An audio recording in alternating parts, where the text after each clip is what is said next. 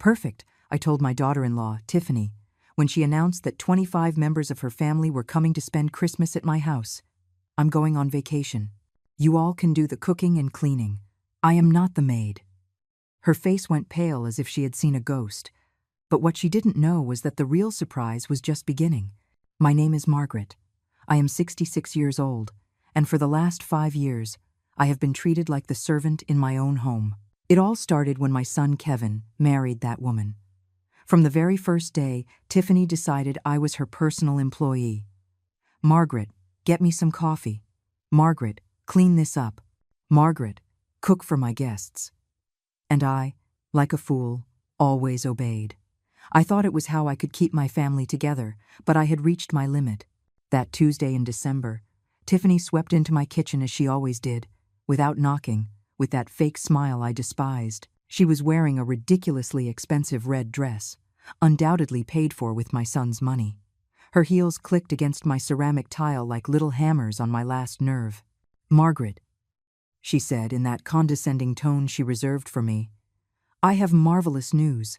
My entire family is coming to spend Christmas here. It's only 25 people. Only 25 people. As if that were a small number, as if I were a machine designed for cooking and cleaning. I saw the malice glinting in her eyes as she continued with her master plan.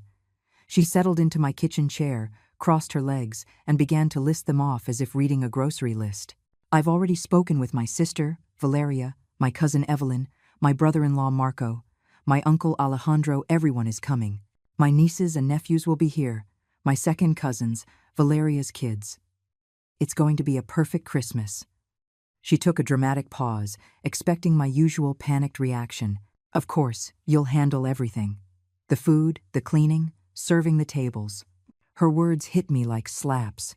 I remembered all the times I had prepared dinners for her friends while she took the credit. All the times I had cleaned up after her parties while she slept until noon. All the times I had been made invisible in my own house. We'll need 3 turkeys, at least, she continued, ignoring my silence. And that chocolate silk pie you make too. Oh, and you'll have to decorate the entire house. I want it to look perfect for the Instagram photos. She waited for my typical, yes, Tiffany. But this time was different. This time, something inside me had shattered for good. I looked her directly in the eye with a calm that surprised even me. Perfect, I repeated, watching her smile begin to falter. It will be a perfect Christmas for you all because I won't be here. The silence that followed was deafening. Tiffany blinked several times as if she hadn't heard correctly. Her mouth opened slightly, but no words came out. The clicking of her heels stopped abruptly. What do you mean? You won't be here? She finally managed to articulate, her voice trembling slightly. She sat up straighter in the chair, her perfect posture beginning to crumble. Exactly what you heard. I'm going on vacation. You all can cook, clean, and serve yourselves. I am not your employee. I watched the color drain completely from her face. Her hands began to shake. The coffee cup she was holding clinked against its saucer. For the first time in 5 years, Tiffany was speechless. But Margaret, she stammered. I already told everyone to come. It's all planned. You can't do this. Of course I can. It's my house. Those 4 words landed like a bomb in the kitchen. Tiffany's jaw dropped, her face shifting from shock to indignation. She shot up from the chair, her heels clicking again, but this time with desperation. This is ridiculous. Kevin is not going to allow this. Kevin can have whatever opinion he likes, but the decision has been made. For the first time, I was in control. But what she didn't know, what none of them knew, was that my decision wasn't spontaneous. I had been planning this for months, and I had my reasons that would soon leave them all speechless. Tiffany's expression morphed from shock to fury in a matter of seconds. Her cheeks flushed, and her eyes narrowed like a snake about to strike. She stepped toward me, invading my personal space, as she always did when she wanted to intimidate me. You know what, Margaret? I always knew you were selfish, but this is the absolute limit. Her voice became venomous, each word dripping with contempt. My family is coming from far away, some from out of the country, and you're going to ruin their Christmas over a whim? A whim. 5 years of mistreatment, humiliation, and emotional abuse, and she called it a whim. I felt rage rise in my chest, but I remained serene. I had learned to control my emotions after so much time as her victim. "That's not my problem," I replied with a calm that unnerved her even more. "You should have consulted me before inviting 25 people to my house." "Our house!" she shrieked, losing her composure completely. "Kevin is your son. This house will be ours one day." There it was, the truth that had always hovered in the air but had never been spoken aloud. Tiffany didn't see me as family. She saw me as a temporary obstacle before she inherited everything I had built with years of hard work and sacrifice. "Interesting perspective," I murmured, watching her pupils dilate with panic as she realized what she had revealed. "Very interesting." At that moment, I heard keys in the front door. Kevin was home from work. Tiffany ran to him like a child tattling to her father, her heels clattering with desperate urgency. "Kevin! Kevin, your mother has gone insane. She says she won't help with Christmas. She says she's going on vacation and leaving us alone with my entire family." I heard their muffled voices from the living room. Tiffany spoke in a rush, her tone sharp and dramatic. Kevin murmured responses I couldn't make out. After a few minutes, their footsteps approached the kitchen. My son appeared in the doorway, his suit wrinkled after a day at the office, his face tired but annoyed. Behind him, Tiffany followed like a shadow, arms crossed and a triumphant expression on her face. She clearly expected him to put me in my place. "Mom," Kevin began in that patronizing tone he had adopted since his marriage. "Tiffany told me about your decision. Don't you think you're being a little dramatic?" Dramatic. My own son was calling me dramatic for refusing to be his wife's servant. I felt something cold and hard settle in my stomach. Something that had been growing for months finally crystallized in that moment. "No, Kevin, I'm not being dramatic. I'm being clear." "But Mom, it's Christmas. It's a time for family. Tiffany already invited everyone. We can't cancel now." "I didn't say to cancel. I said I won't be here." Tiffany stepped forward, placing herself between Kevin and me like a human barrier. "See what I mean? She's become completely irrational. What will my family think? What am I going to tell them?" "Tell them the truth," I answered calmly. "That you assumed I would be your employee without consulting me, and that you were mistaken." Kevin sighed deeply, running a hand through his hair as he did when he was frustrated. "Mom, be reasonable. You know Tiffany can't cook for 25 people by herself. And why not? I've cooked for her parties for years. It's time she learned." "But I work," Tiffany protested. "I can't take days off to cook. My career is important." Her career. A part-time position at a boutique she had probably gotten through Kevin's connections. But of course, her career was more important than my time, my energy, my dignity. "Then hire a caterer," I suggested with a sweet smile. "There are many excellent options in the city." "Catering costs a fortune," Kevin exclaimed. "Why spend thousands of dollars when you can?" He stopped abruptly, realizing what he was about to say. "When I can do it for free," I finished for him. "Like always. Like the employee you think I am." The silence stretched between us like a widening crack. Tiffany and Kevin exchanged nervous glances. I could see the wheels turning in their heads, trying to find a way to manipulate me into giving in. "Look, Mom," Kevin said finally, adopting a softer tone. "I know you've been a bit sensitive lately. Maybe you're going through some hormonal changes." Hormonal changes. Seriously. He was reducing me to a hysterical, menopausal woman. The fury I had been containing began to boil beneath the surface, but I managed to keep my voice steady. "There is nothing hormonal about this, Kevin. This is about one very clear thing: respect, and for 5 years, neither you nor your wife has shown me any." "That's not true," Tiffany protested. "We've always treated you well. You're part of the family. The part of the family that serves, cleans, and cooks while you two have fun. The part of the family that is never consulted but is always expected to obey." Kevin came closer, placing a hand on my shoulder as he used to do as a boy when he wanted something. But he was no longer the sweet child I had raised. He was a man who had chosen his wife over his mother in every conflict for the past 5 years. "All right, Mom. I understand you're upset. But think about it. It's just 1 week. After Christmas, everything goes back to normal. Normal. They're normal, where I was invisible except when they needed me, where my feelings didn't matter as long as their life was comfortable, where my house had ceased to be my sanctuary and had become their personal hotel. No, Kevin, things are not going back to normal. Because I'm leaving tomorrow. They both froze. Tiffany was the first to react, her voice rising an octave.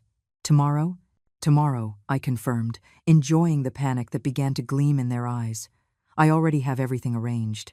What they didn't know was that I truly did have everything arranged, just not in the way they thought. This is insane!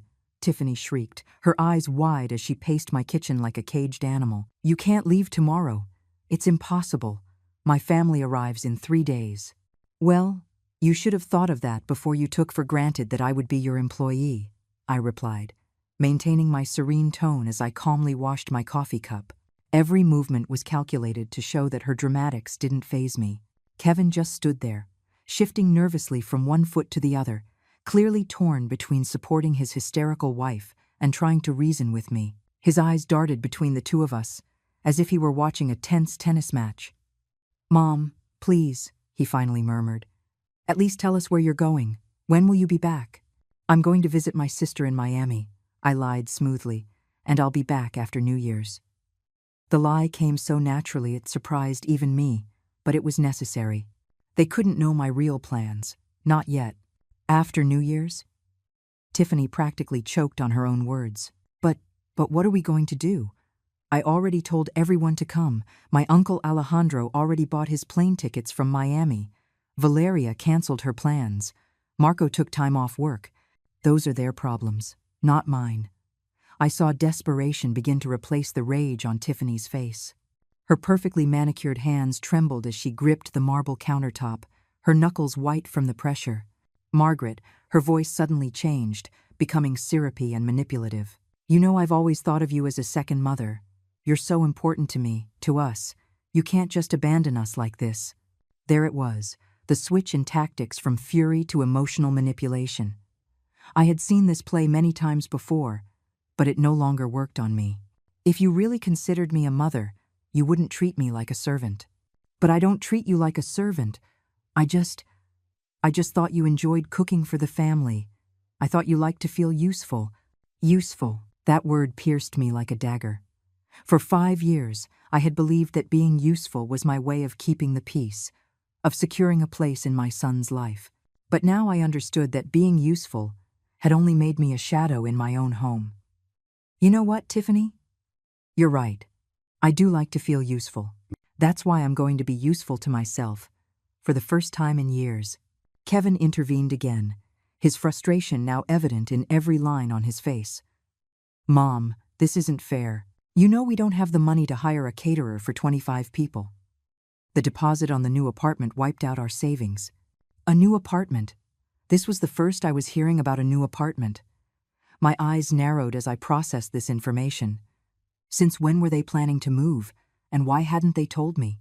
What new apartment? I asked, my voice laced with a dangerous curiosity. Tiffany and Kevin exchanged a guilty look, the kind of look you share when you've just revealed something that was supposed to be a secret. Well, Kevin began, looking down at his shoes, we were going to tell you after the holidays. We found an incredible place downtown, 3 bedrooms, ocean view, a gym in the building. Sounds expensive, I observed, keeping my tone neutral, though my mind was racing. Well, yes, but it's worth the investment. And don't worry, we're not moving far. Only 30 minutes from here. 30 minutes. Close enough to keep using my house as their personal restaurant, but far enough to have their privacy. How convenient, and how do you plan to pay for it? I asked, though I already had a suspicion about the answer. Tiffany's face suddenly lit up, as if she'd found the perfect solution to all our problems. That's why it's so important that we have a perfect Christmas. My uncle Alejandro is very generous when he's impressed, and my brother-in-law Marco has connections in real estate. If everything goes well, they could help us with Kevin's business. There it was. The real reason behind the grand Christmas celebration. It wasn't about family or tradition. It was about money, about impressing wealthy relatives to get financial favors. And I was the cornerstone of their manipulation scheme. I see, I murmured, letting the silence hang as they both waited for my response. So, you need your Christmas to be perfect to impress the rich family. Exactly, Tiffany exclaimed, relieved that I finally understood the gravity of the situation. I knew you'd get it. You're so smart, Margaret. You always know the right thing to do. The right thing. For 5 years, the right thing had been to sacrifice my comfort, my time, my dignity to make their lives easier. But now I had a completely different perspective on what was right. You're right, Tiffany. I know exactly what the right thing to do is.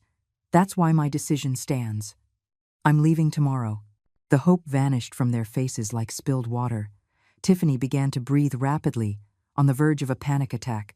You can't do this. You can't ruin our future over a tantrum. It's not a tantrum. It's a well-thought-out decision. But what will my family think when they arrive and there's no one here to receive them? What will they think when they see there's no food prepared? They will think that their niece invited them without having the capacity to be a host. And they will be correct. Kevin stepped closer, his desperation now palpable. Mom, please, if you really need a vacation, we can postpone it. After New Year's, you can go wherever you want. For as long as you want, we'll pay for your trip, the hotel, everything. They'd pay for my trip? With what money, I wondered, if they had just said the apartment deposit left them with no savings. But it didn't matter. Their offer was 5 years too late. The offer is tempting, Kevin, but my decision is made. This is emotional blackmail, Tiffany burst out, her mask of sweetness finally falling away completely. You're using our situation to manipulate us. Emotional blackmail. The words hung in the air like an unwitting confession. Because if I was engaging in emotional blackmail by refusing to be their free employee, what had they been doing for 5 years? You know what emotional blackmail is, Tiffany? It's making me feel guilty every time I don't want to cook for your friends. It's telling me that a good mother-in-law always puts the family first when I refuse to clean up after your parties. It's assuming my plans don't matter because I'm retired and have nothing better to do. Every word was a bullet that hit its mark. I saw them both flinch slightly with each accusation because they knew it was true. All of it was true. That's not the same thing, Tiffany stammered, but her voice had lost all its previous force. You're right. It's not the same. Because what you two have done is much worse. You have taken my generosity for granted for years. The kitchen fell into a tense silence. I could hear the ticking of the wall clock, the hum of the refrigerator, Tiffany's ragged breathing. But what I could hear most clearly was the sound of my own approaching freedom. Because tomorrow, everything would change, and they had no idea just how much. That night, while Tiffany and Kevin were still in the living room arguing in desperate whispers, I locked myself in my room and pulled out my laptop. It was time to set the second phase of my plan in motion, a plan that had been brewing for months, ever since I discovered something that changed my entire perspective on my dear daughter-in-law.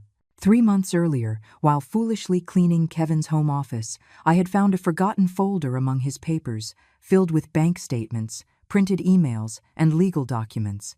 At first, I thought they were work papers, but something caught my eye. Tiffany's name appeared again and again in transactions I didn't understand. That night, after they went to sleep, I returned to the office and reviewed everything meticulously. What I found chilled me to the bone. Tiffany had been spending money they didn't have. A lot of money. Credit cards in Kevin's name that he knew nothing about. Personal loans using the house as collateral, and compulsive shopping sprees at luxury stores that added up to over $50,000 in debt. But that wasn't all. I also found emails where Tiffany discussed with her friends how to manage Kevin so he wouldn't discover her spending, how to keep him distracted while she kept shopping. And most chilling of all, a message thread where she planned to convince him to sell the house to invest in their future together. My house. The house I had lived in for 30 years. The house I had paid for with my work, my savings, my sacrifices. Tiffany wanted Kevin to sell it to pay off her compulsive shopping debts. That night, I couldn't sleep. I stayed awake until dawn, processing the betrayal, the manipulation, the deceit. But along with the devastation, something else began to grow. A cold, calculated determination to protect myself. The next day, I began my own silent investigation. I hired a private detective, a discreet man my lawyer had recommended years ago. I asked him to track all of Tiffany's financial activities. What we discovered was even worse than I had imagined. Not only was she a compulsive spender, but she had also been lying about her job. Her important career at the boutique was part-time, and she was barely making minimum wage, but she had been telling Kevin she earned 3 times that amount. Where did the extra money for her personal expenses come from? The secret credit cards, of course. And there was more. Tiffany had been telling her relatives that we were much wealthier than we actually were. She had told them that Kevin had a thriving business, that I had a considerable fortune, that our house was worth twice its actual price. All lies to maintain her image as a successful, well-married woman. Now, as I looked at my laptop screen in the quiet darkness of my room, I smiled for the first time in months. Because I had taken steps they couldn't even imagine. First, I had moved all my savings to a new account at a different bank, an account Kevin knew nothing about and would never have access to. Then, I had consulted with my lawyer about how to protect the house's deed. It turned out there were very effective legal ways to ensure no one could force me to sell it. But my masterstroke had been to contact Tiffany's family directly. Not all of them, just the ones who really mattered. Her uncle Alejandro, the successful businessman from Miami, her brother-in-law Marco, the real estate agent who was supposedly going to help them, and her sister Valeria, who worked in finance and had an impeccable reputation. I had sent them very polite emails, introducing myself as Tiffany's concerned mother-in-law. I told them I was worried about the young couple's delicate financial situation and wanted to ask their advice on how to help. Of course, I had accidentally attached some of the most alarming bank statements I had found. The responses were immediate. Alejandro was furious at being deceived about Tiffany's real situation. Marco immediately canceled any plans for financial assistance.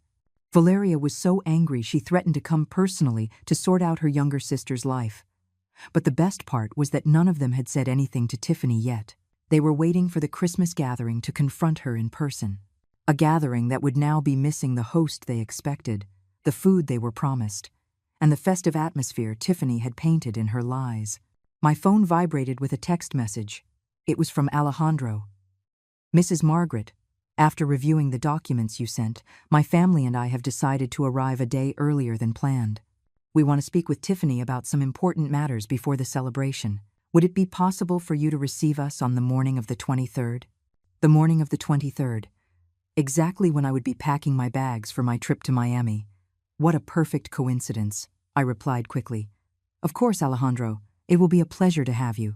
However, I must inform you that I will be leaving for a trip that same day, so Tiffany and Kevin will be your hosts." His response came in seconds. "Perfect. That will be exactly what we need."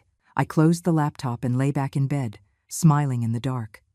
For 5 years, I had been the silent victim, the submissive mother-in-law, the free employee. But all that time, I had been observing, learning, understanding how my in-laws really worked. Tiffany thought she was so smart, so manipulative, so clever. But she had gravely underestimated the older woman who cleaned up her messes. She had assumed my age and my apparent meekness meant I was helpless. Tomorrow morning, while she was still asleep, I would be packing my bags. Not for Miami, as I had told them. My real destination was a luxury hotel just an hour away, where I had booked a suite with an ocean view for the next 2 weeks. From there, I would have a front-row seat to the collapse of the little kingdom of lies Tiffany had built. I would watch her family discover her deceptions. I would watch Kevin finally open his eyes to the woman he had married. I would watch her whole, perfectly manipulated world fall apart, piece by piece. And best of all, I wouldn't have to lift a finger to make it happen.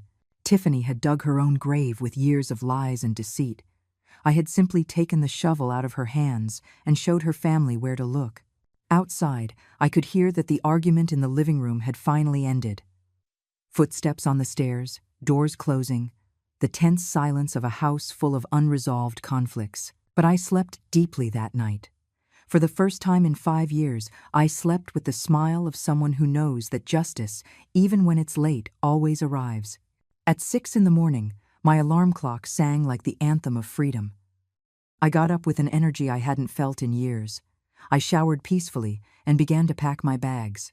Every garment I folded was another step toward my independence. Every item I stored away was a silent declaration that I was no longer anyone's employee. Tiffany and Kevin were still asleep.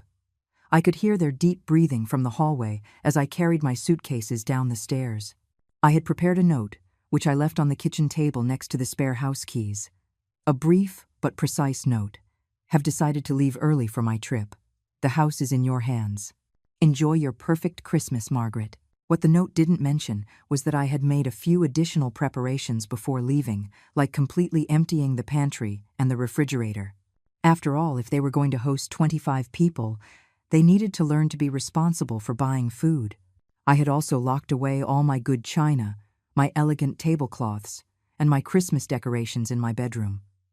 If they wanted to impress the rich family, they would have to get their own supplies. But my final touch had been to cancel the cleaning service that came twice a week, a service that I paid for, but for which Tiffany always took the credit for having a perfectly kept house. Starting today, she could experience what it really meant to keep a house clean on her own. The taxi arrived promptly at 7 in the morning. As the driver loaded my bags, I took one last look at the house where I had lived for 3 decades. A house that had been my sanctuary, then my prison, and now would once again be my fortress. Because even though I was leaving temporarily, this was still my house, and I had every intention of reclaiming it completely. The hotel where I checked in was everything I had dreamed of during my years of forced domestic service. A spacious suite with an ocean view, 24-hour room service, and most importantly, absolute silence. No one shouting for me from the kitchen, no one expecting me to appear with fresh coffee, no one assuming my time had no value. My phone started ringing at 10:47 in the morning. Kevin, of course. "Mom, where are you? We found your note, but why did you leave early?" His voice sounded confused, still sleepy. He had probably just discovered the empty pantry and the fact that no one was there to make his weekend breakfast. "Good morning, Kevin. I decided there was no point in prolonging the inevitable.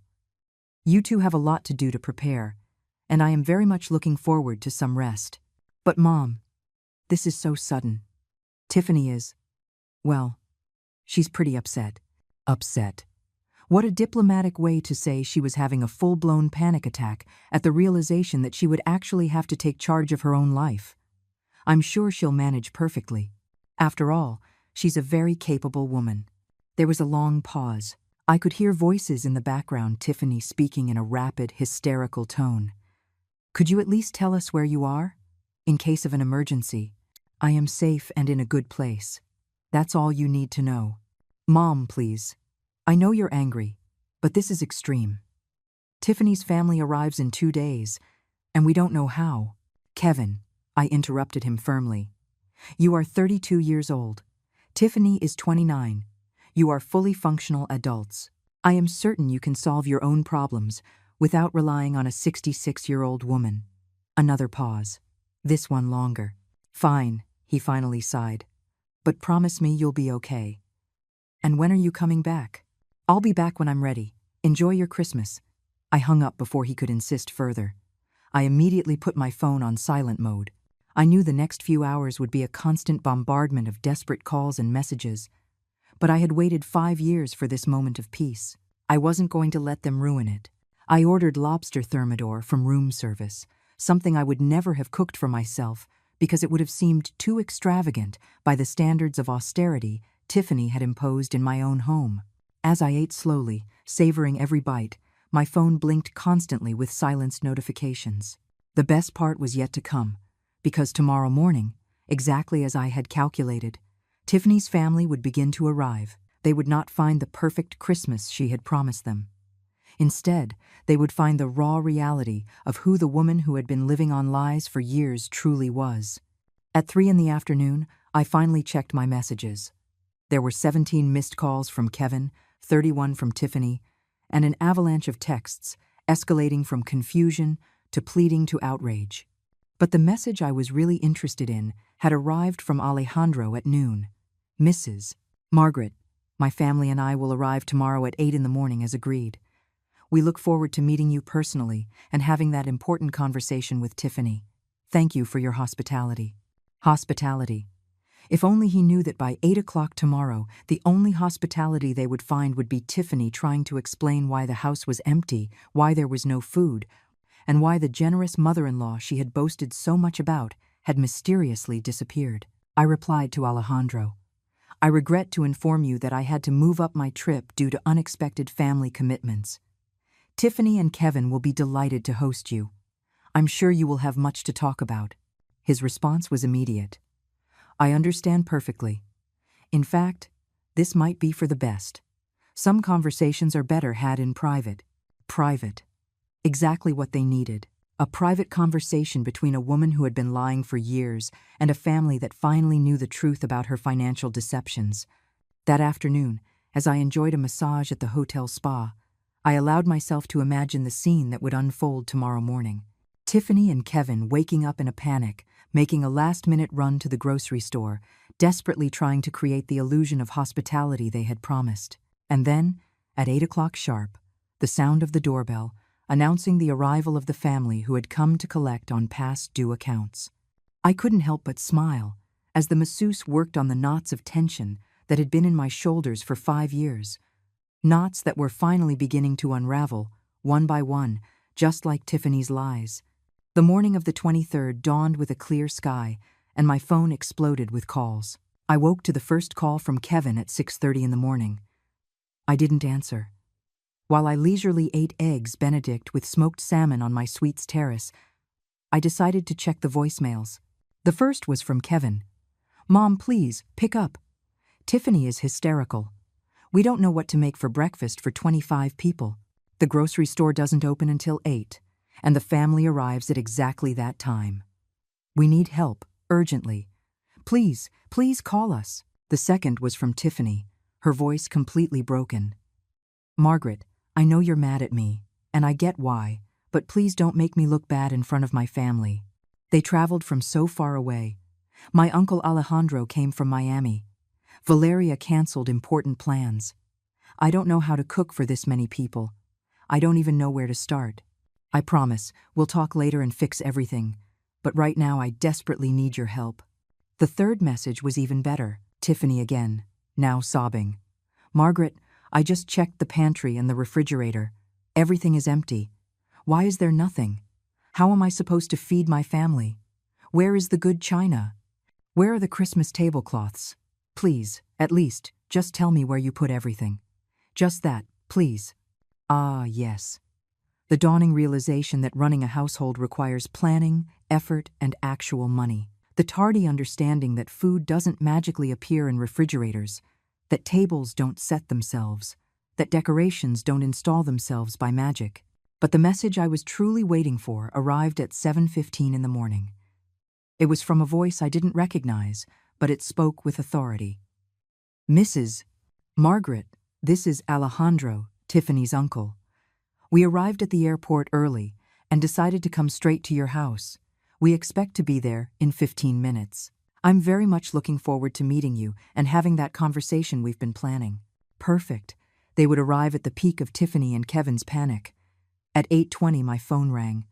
This time I answered. "Mom." Kevin's voice was trembling, on the verge of a nervous breakdown. "Can you talk?" "Good morning, Kevin. Of course I can talk. How is your morning going?" "Mom, please, don't do this. Tiffany's family just arrived and we have nothing to offer them. Literally nothing. Tiffany is crying in the bathroom and I don't know what to do. Have you explained the situation to them?" "What situation? How do I explain that my mother decided to go on vacation right when we needed her most? When they needed me most? Not when I needed respect or understanding or a simple thank you for 5 years of service. Only when they needed me. Tell them the truth, Kevin. That for 5 years, you took it for granted that I would be your unpaid domestic servant, and that I finally decided I deserved a vacation." There was a pause. I could hear voices in the background, a mix of panic and confusion. Someone was speaking sternly, probably Alejandro, asking where the main hostess was. "At least can you tell us where you always bought the food? What you used to make for special occasions? Anything to help?"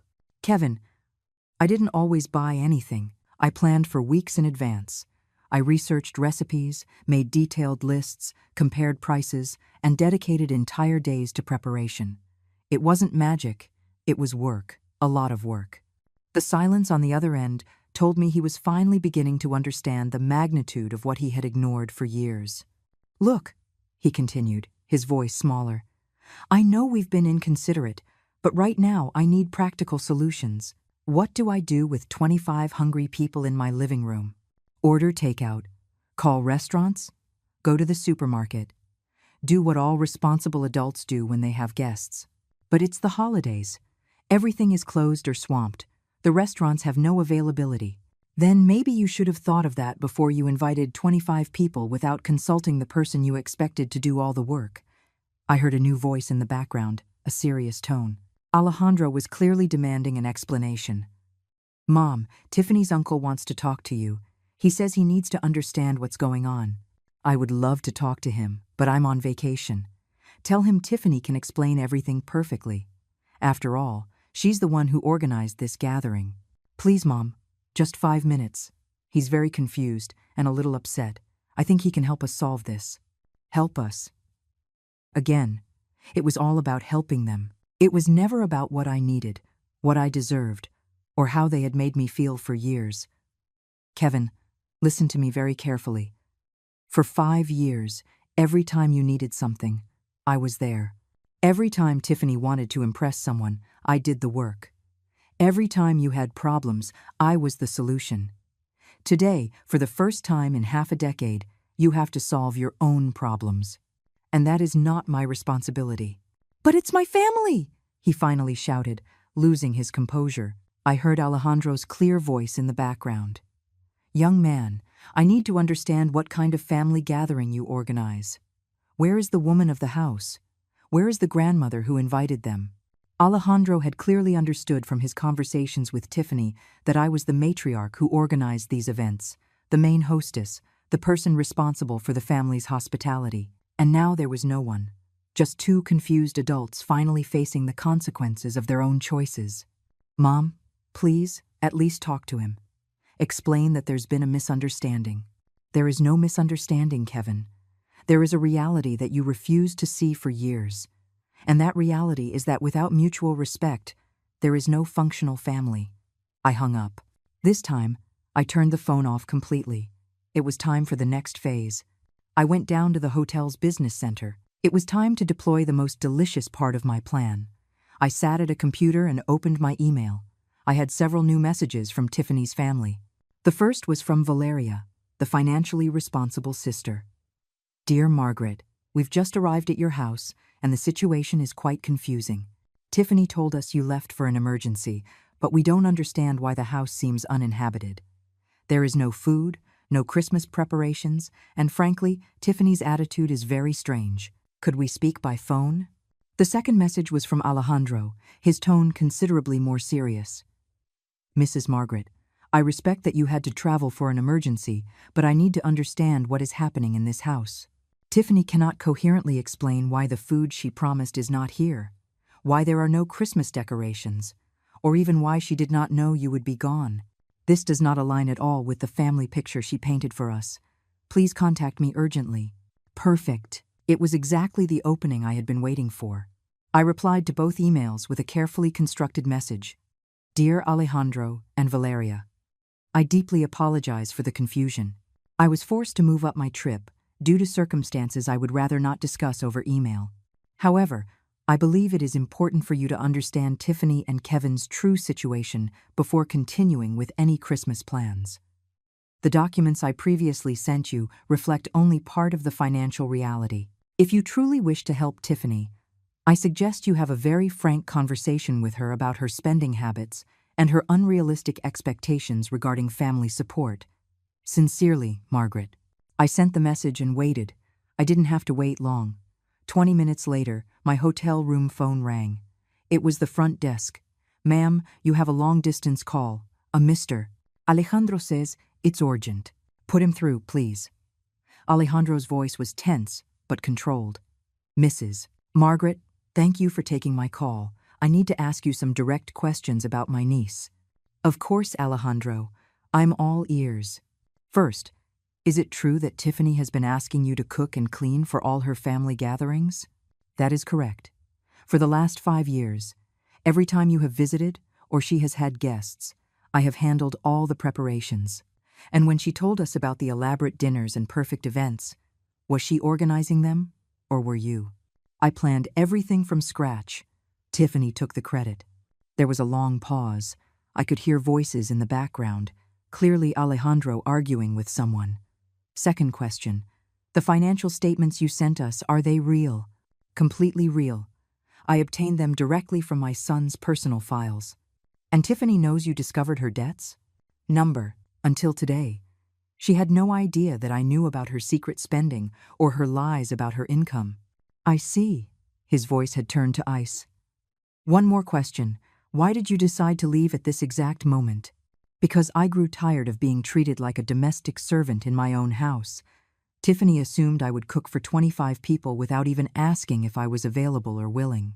The silence that followed was long and tense. Finally, Alejandro spoke, his voice dripping with disappointment and contained anger. Mrs. Margaret, my family owes you an apology. Tiffany has been lying to us for years. She painted a picture of you as a prosperous family where she was the perfect organizer. She asked us for financial help to expand Kevin's business, when apparently the money was to pay off her compulsive shopping debts. I'm afraid so, and we, like fools, were ready to help because we believed she had proven herself to be responsible and successful, when in reality, you have been the one keeping everything running while she took the credit. Well, now we know. And let me tell you, my family does not tolerate this kind of deceit. Tiffany is going to have some very serious explaining to do. Alejandro, if I may suggest something? Please. I think it would be beneficial for Tiffany to face the natural consequences of her decisions. She has lived in a bubble of privilege where others solved her problems. Perhaps it's time for her to learn to be truly independent. I completely agree.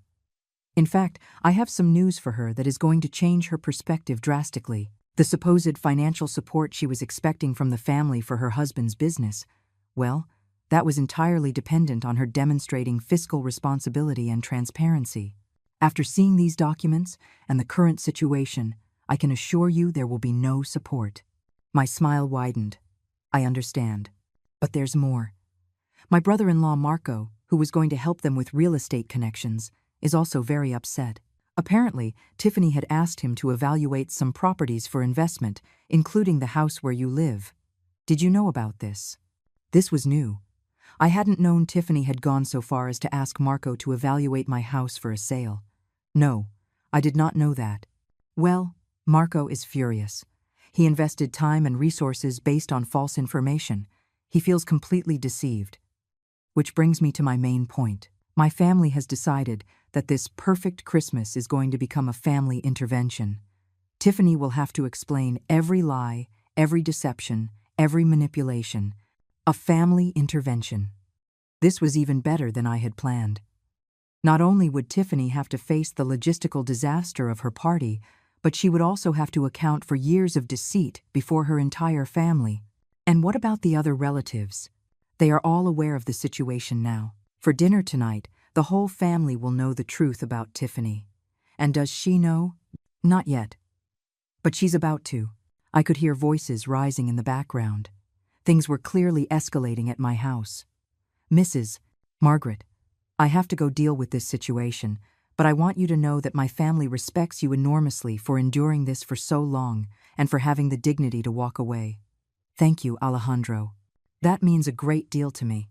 One more thing. When you are ready to return, we hope to meet you properly.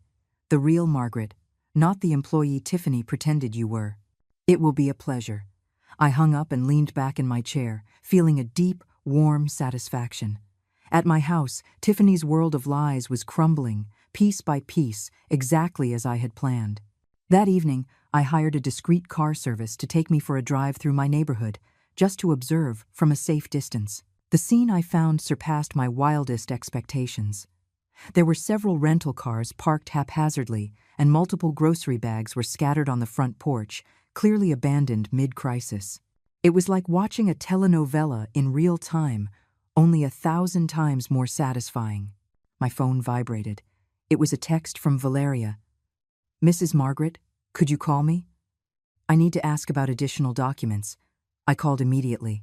Mrs. Margaret, she said, her voice tense. I'm reviewing my sister's financial situation, and it's worse than we thought. I just discovered she has been using Kevin's name and credit information to open accounts he doesn't know about. This could be considered identity fraud. This was new information. Does Kevin know? We just told him an hour ago. He's in shock. He keeps saying it must be a misunderstanding. Valeria, I have to ask something delicate. Did you know Tiffany told our family that you were considering making her the beneficiary of your will? The question hit me like a lightning bolt. What? Yes. She told us you were planning to leave her the house and a significant part of your savings. She used that as collateral for some of the loans she took out from family. The betrayal was even deeper than I had imagined. Valeria, I can assure you that is completely false. My will does not include Tiffany as a beneficiary of anything. I imagined so. But she used that story to borrow over $20,000 from some of our cousins in the States. $20,000 in debt that I was supposedly going to cover with my death. It was so twisted, so maliciously calculated. How is Tiffany reacting to all this? I asked. There was a long pause. She's in complete denial. She keeps insisting it's all a misunderstanding, that you're being vengeful because you felt left out of the Christmas plans. Of course, even when confronted with irrefutable evidence, Tiffany was still trying to play the victim. And the Christmas celebration?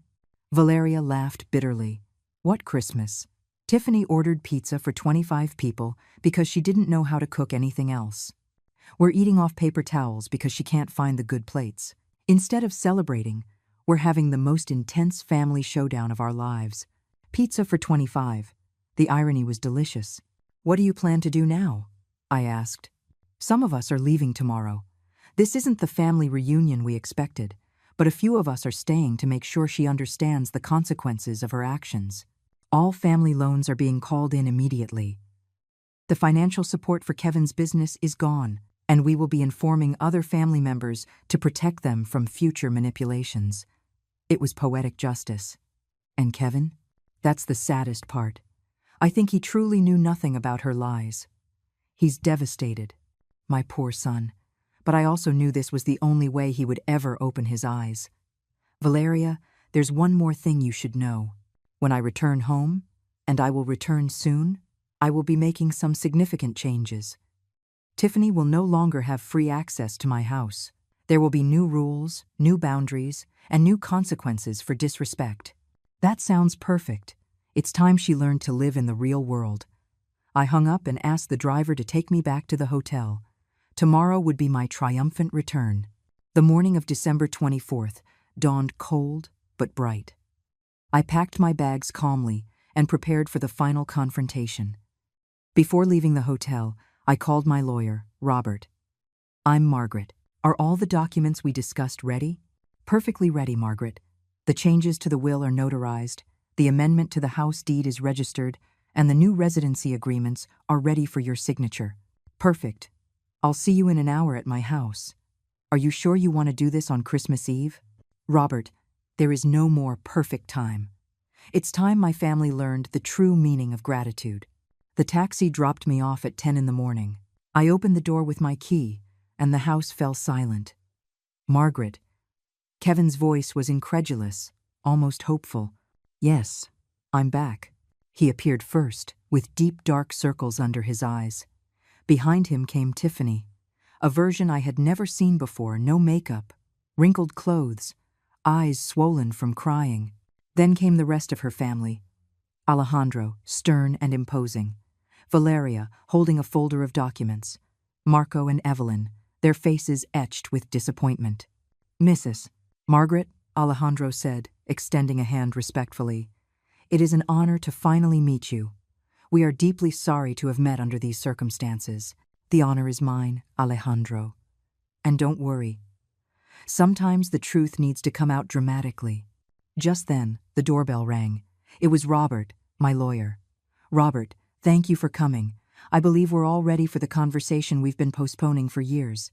Robert entered, his presence immediately adding a legal weight to the room. Good morning, he said professionally. I am Robert Miller, Mrs. Margaret's attorney.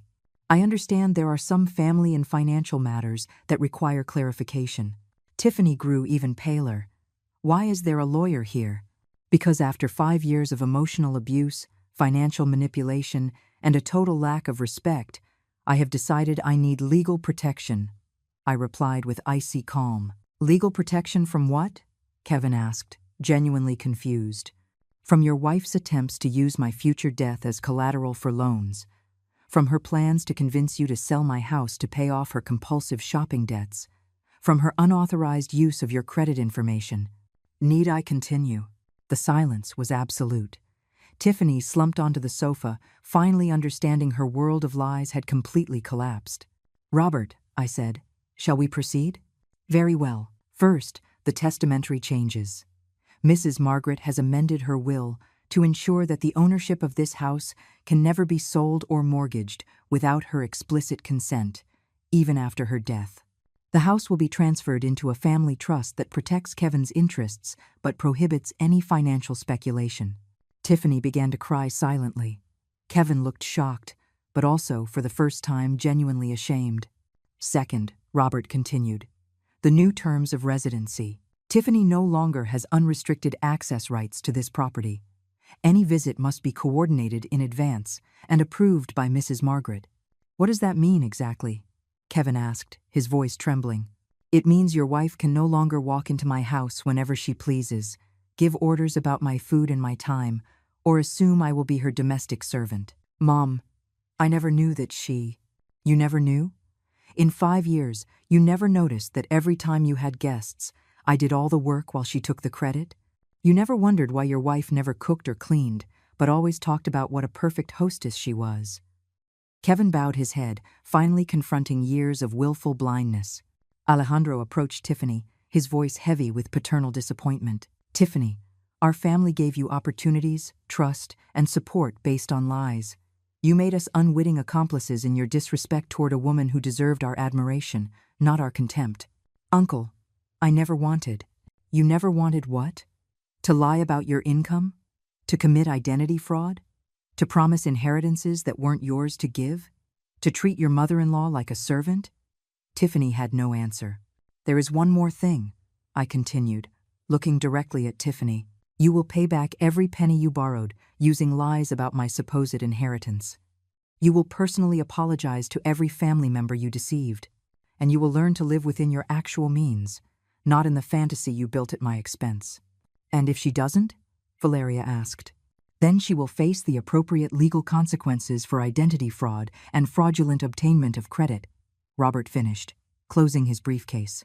I addressed the entire family gathered in my living room. For 5 years I sacrificed my dignity because I thought I was keeping the family together. But I learned something important. A family built on disrespect and manipulation is not a family at all. It is a toxic structure that hurts everyone involved. I looked specifically at Kevin. Son, I love you, but you have to decide what kind of man you want to be. One who allows his wife to abuse his mother, or one who defends respect and honesty in his family. Finally, I looked at Tiffany. And you have to decide if you want to be a responsible adult who faces the consequences of her actions, or continue to be a manipulative child who expects others to solve the problems she creates. The clock struck noon on Christmas Eve.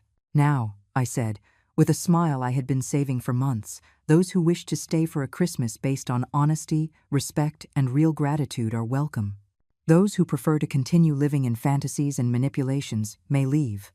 For the first time in 5 years, I was in total control of my house, my life, and my future. And I had never felt a freedom so sweet. I had been waiting 20 years for a call that never came. 20 years of sending gifts that vanished into the void. 20 years of dialing numbers that rang and rang until a robotic voice told me to leave a message. And I left messages. Dozens, hundreds of messages over the course of 2 decades. Happy birthday, Jennifer. I miss you so much. Christopher, it is Mom. I just wanted to know how you are doing. I have been thinking about you both all day. I hope you are doing well. Sending you a big hug. I love you. But never, not once in 20 years, did I receive a reply. Not a callback, not a text message, not even a cold, distant email. Nothing. Silence had become my only companion. The constant response to every desperate attempt to keep alive a relationship that my children had decided to bury without even telling me to my face. This morning I woke up in my small 1-bedroom apartment. the same place I have lived alone since my husband died 23 years ago. The walls are covered with photographs of when Jennifer and Christopher were children. There is Jennifer in her pink elementary school graduation dress, Christopher in his Little League baseball uniform, smiling that smile that used to light up my entire world. Photos of birthdays, of Christmases, of trips to the Jersey Shore we took when we still had very little money but a lot of love. Oh, or so I thought. Every morning I get up and look at those photos, and every morning I wonder at what moment I ceased to exist for them. I made myself a cup of coffee and sat in front of the window, looking out at the street. Today is Wednesday, an ordinary day. Just another day in this life of waiting that no longer expects anything.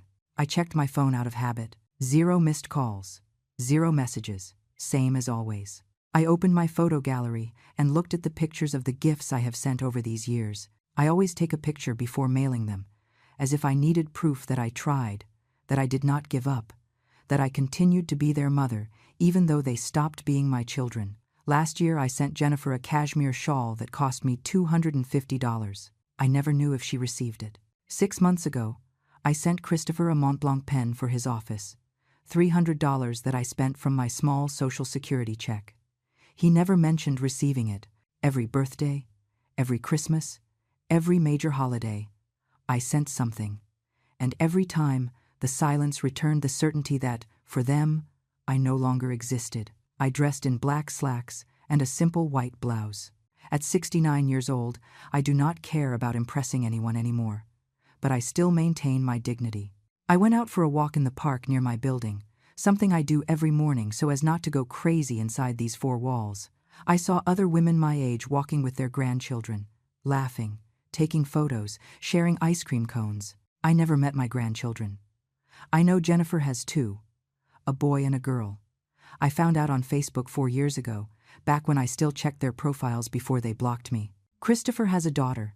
I also learned that through social media, from the crumbs of information I could gather before they completely slammed that door shut too. 3 grandchildren who do not know my name, who do not know I exist, who grew up thinking their grandmother is simply not around. I returned home around noon and found an envelope in my mailbox. It was an invitation. An elegant invitation, printed on thick ivory cardstock with gold lettering. I opened it with trembling hands. It was from Jennifer, a formal invitation to her 45th birthday party. This Saturday, at her house, from 6 to 10 in the evening, dress code, formal. I felt something move in my chest, something that had been dormant for so long I had almost forgotten its existence. Hope. After 20 years of silence, my daughter was inviting me to her party. I sat on the sofa and read the invitation over and over again, looking for some personal message, some handwritten note. There was nothing, just the formal invitation, printed, impersonal. But it was something. It was more than I had had in 2 decades. I spent the next 3 days preparing for that party as if it were the most important event of my life. I went to the department store and bought a wine-colored dress that made me look elegant, but not extravagant. I did not want to draw too much attention. I just wanted to be presentable, to look like a mother they could feel proud of. I spent $200 on the dress, almost a quarter of my monthly pension, but I did not care. I also bought a gift, a set of sterling silver flatware engraved with the initials of Jennifer and her husband, $600. All the money I had saved for months for emergencies. But this was an emergency of a different kind. It was my chance to exist again for my children, to remind them that I was still here, that I had always been here. Waiting. Saturday arrived and I got ready with care. I applied light makeup. I put on the pearl necklace my mother gave me over 40 years ago. I slipped on the low-heeled black pumps I reserved for special occasions. I looked in the mirror and saw an older woman. Yes, with wrinkles around the eyes and gray hair, I no longer bothered to die.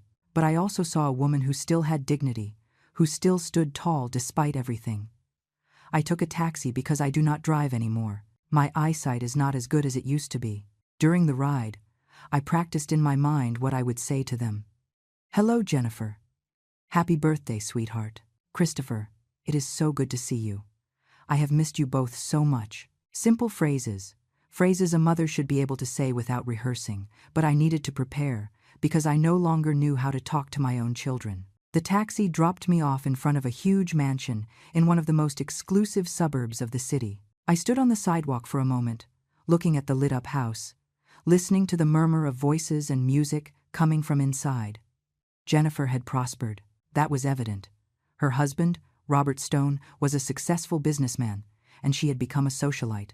I knew this because sometimes, when the loneliness became unbearable, I would search her name on the internet and read articles about charity galas she attended, about her membership in exclusive country clubs, about her perfect life that did not include me. I took a deep breath and walked toward the front door. Before I could ring the bell, the door opened and a housekeeper greeted me. "Come in, please," she told me, pointing toward the back of the house. "The party is in the backyard garden." I walked down a long hallway, decorated with modern art and furniture that probably cost more than everything I owned. I reached the garden and stopped dead in my tracks. There were at least 50 people, elegant tables with white linens and fresh floral centerpieces. Uniformed servers circulated with trays of champagne and hors d'oeuvres. A full bar with a professional bartender. Live jazz music. It was a magazine-perfect party. Expensive, spectacular. And I, with my $200 dress and my gift that had cost me my entire savings, felt like an imposter who had walked into the wrong venue. I looked for Jennifer in the crowd and found her laughing with a group of women, all dressed in designer clothes, all with that glow of money and success that I never had. I approached slowly, feeling how every step required more courage than I possessed. Jennifer saw me, and her laughter stopped abruptly. For a second, just a second, I saw something in her eyes I could not decipher. Then she smiled, that perfect social smile they must teach in country clubs. "Mom, you said you would come," she said, kissing the air near my cheek. The women around her looked at me with curiosity. "This is my mother, Margaret," Jennifer announced with a tone that sounded more like an apology than an introduction. The women nodded politely, but none made the effort to start a conversation with me. Jennifer excused herself, saying she had to greet other guests, and left me standing there, alone in the middle of a crowd of strangers who clearly belonged to a world I would never be part of. I looked for a place to sit and found an empty table in a corner of the garden, far from the center of the celebration. From there I could observe everything without getting in anyone's way, which was exactly what seemed expected of me. I saw Christopher enter the garden from the house. My son, 42 years old, a successful corporate lawyer, dressed in a suit that probably cost more than $2,000. He came in laughing with a group of men surrounding him as if he were someone truly important. I watched him move among the guests with that confidence that only money and success provide. He saw me. I know he saw me because our eyes met for a fraction of a second, and then he simply turned his head and continued his conversation as if I were just another garden chair, invisible, non-existent. That is how I felt after 20 years of unanswered calls, and that is how he confirmed that I effectively was. A server approached and offered me champagne. I took it just to have something in my hands, something to do with them besides wringing them in my lap. I took a sip, and the liquid tasted bitter to me, although it was probably the expensive kind, the kind these people drank without thinking twice. I looked around and saw entire families talking, laughing, hugging. I saw an older woman, probably my age, surrounded by what appeared to be her children and grandchildren, all attentive to every word she said. I felt a pang of pain so intense in my chest that I had to close my eyes for a moment. That was what I had dreamed of. That was what I thought I would have when I raised my children, when I sacrificed everything for them, when I worked 2 jobs so they could go to good schools, when I stayed up entire nights taking care of them when they were sick. The memories began to flood in without me being able to stop them. Jennifer was 8 years old when she had pneumonia. We spent 3 nights in the hospital, and I did not move from her side for a second. I sang her songs so she would sleep. I read her stories. I promised her everything was going to be all right. When we finally left the hospital, she hugged me and told me I was the best mom in the world. Where was that little girl now? Where was my daughter who hugged me and needed me? Christopher was 12 years old when his father died. It was a sudden heart attack, without warnings, without time for goodbyes. My husband left and left us alone, me with 2 children to raise and debts to pay. Christopher cried for weeks. Every night he would come into my room and lie down next to me because he was afraid I would leave too. I hugged him and promised him I would never abandon him, that I would always be there for him. How ironic. I kept my promise. It was they who abandoned me. The distancing was not overnight. It was gradual, like a silent disease that consumes everything without you realizing it until it is too late. When Jennifer got married 18 years ago, I was still part of her life. I was at the wedding. I helped with the preparations. I cried when I saw her walk down the aisle. But after the wedding, the calls became spaced out. Once a week turned into once every 2 weeks, then once a month, then nothing. When I asked her if everything was okay, she always had an excuse. "I am very busy, Mom. You know how it is being a newlywed. Robert and I are traveling a lot for his work. I have a lot of things to do." There was always something more important than me. Christopher got married 15 years ago. He did not even invite me to the wedding. I found out 3 months later when a distant cousin mentioned it in passing. Mom thought I already knew. I called him crying, demanding an explanation. His answer was cold, mechanical, as if he were talking to an annoyed client and not his mother. It was a small, intimate wedding. We did not want to do something big. "You know Sarah and I are private people. Do not take it personally." But how could I not take it personally? He was my son. It was his wedding, and he did not even consider that I should be there. That was the first time I understood that something had fundamentally changed in our relationship, that it was no longer a simple phase of drifting apart, but a conscious decision to erase me from their lives. The birthdays were the worst. Every year, without fail, I sent gifts. I researched what they might like. I spent money I did not have. I packed each gift with care. I wrote long cards telling them how much I loved them, how much I missed them. I never received a thank you, not a message confirming the packages had arrived. Nothing. 5 years ago, I sent Jennifer an Italian wool coat I saw in a boutique that I knew she would love. It cost me $400. $400 I took from my savings. Money I should have used to fix the leak in my bathroom. I sent it with a letter telling her I had thought of her when I saw it, that it reminded me of when she was little and loved elegant coats. Weeks passed, then months. I never knew if she received it. For Christopher's birthday 3 years ago, I bought him a special edition of his favorite childhood book. It was a collector's edition, with original illustrations, bound in leather. It cost me $350, and I had to search in 3 different bookstores. I remembered how he loved that book when he was 10, how he asked me to read it to him over and over before sleeping. I thought maybe that gift would remind him who I was, who I had been to him. I sent it with a note that simply said, "Do you remember how much you liked this book? I love you very much, son. Mom." I never knew if it reached his hands or if it ended up in the trash unopened. The silence was my only answer, as always. Christmases were particularly painful. I spent the holidays completely alone in my apartment, watching Christmas movies on television and trying not to think that Jennifer and Christopher were celebrating with their own families without even sending me a text. 4 Christmases ago, I dared to show up at Jennifer's house unannounced. I rang the doorbell, and she opened the door herself. The surprise on her face quickly turned into barely concealed annoyance. "Mom, what are you doing here?" she asked me without inviting me in. Behind her I could see a huge Christmas tree, elegant decorations.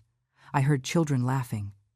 My grandchildren were there, just feet away from me, and I did not even know their names. "I just wanted to say hello, give them a gift," I told her, holding a bag with toys I had bought for the children. Jennifer took the bag without looking inside. "Thanks, Mom, but we are in the middle of a family dinner. We will talk another day." "Okay," and she closed the door.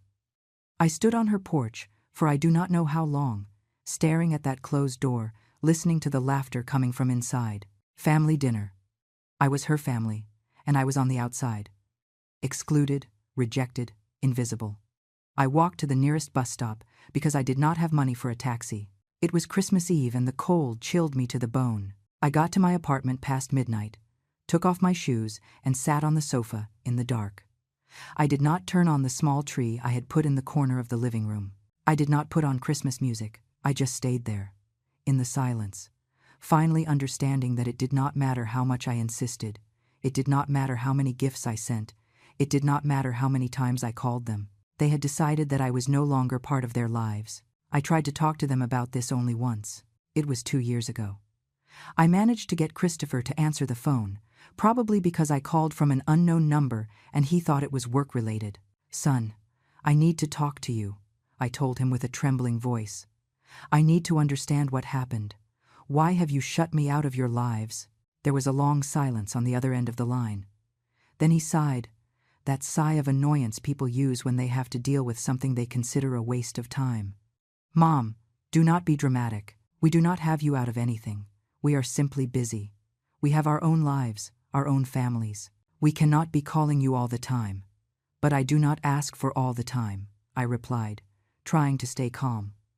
"I only ask to hear from you every once in a while, to be able to see my grandchildren, to be part of your lives, even if just a little." "Look, Mom," he interrupted me with a tone of impatience. "We are not children anymore. We do not need you hovering over us all the time. You did your job raising us, and we appreciate it, but now you need to understand that we have our own paths. It is not personal. It is just life. It is not personal." Those words echoed in my head for days. How could it not be personal for your own children to erase you from their lives? How could it not be personal for them to deliberately ignore you for years? How could it not be personal for them to treat you as if you were an annoying obligation and not the woman who brought them into the world and sacrificed everything for them? That conversation ended with Christopher telling me he had to hang up because he was going into a meeting. We did not speak again after that. 2 years have passed, and that was our last exchange of words until today. Sitting at that garden table, with my glass of champagne untouched and my gift still in my purse, I understood something with brutal clarity. I had not been invited to this party because Jennifer suddenly remembered she had a mother. I had not been invited out of love or a genuine desire to see me. There was something else behind this invitation, something I could not see yet but could feel in the air, in the furtive glances, in the atmosphere charged with falseness. I watched my 2 children move among the guests, perfect hosts, smiling, successful, surrounded by people who admired them, and I realized that for them, I was just an uncomfortable reminder of a past they preferred to forget. The music kept playing, and the conversations flowed around me like a river from which I was completely excluded. I took another sip of champagne and let the memories keep coming, each one more painful than the last. I remembered the day Jennifer graduated from college. It was 22 years ago, just before everything started to crumble. I was in the front row, clapping louder than anyone when they called her name. After the ceremony, I hugged her and told her how proud I was of her. She smiled, hugged me back, and told me, "Mom, everything I am is thanks to you."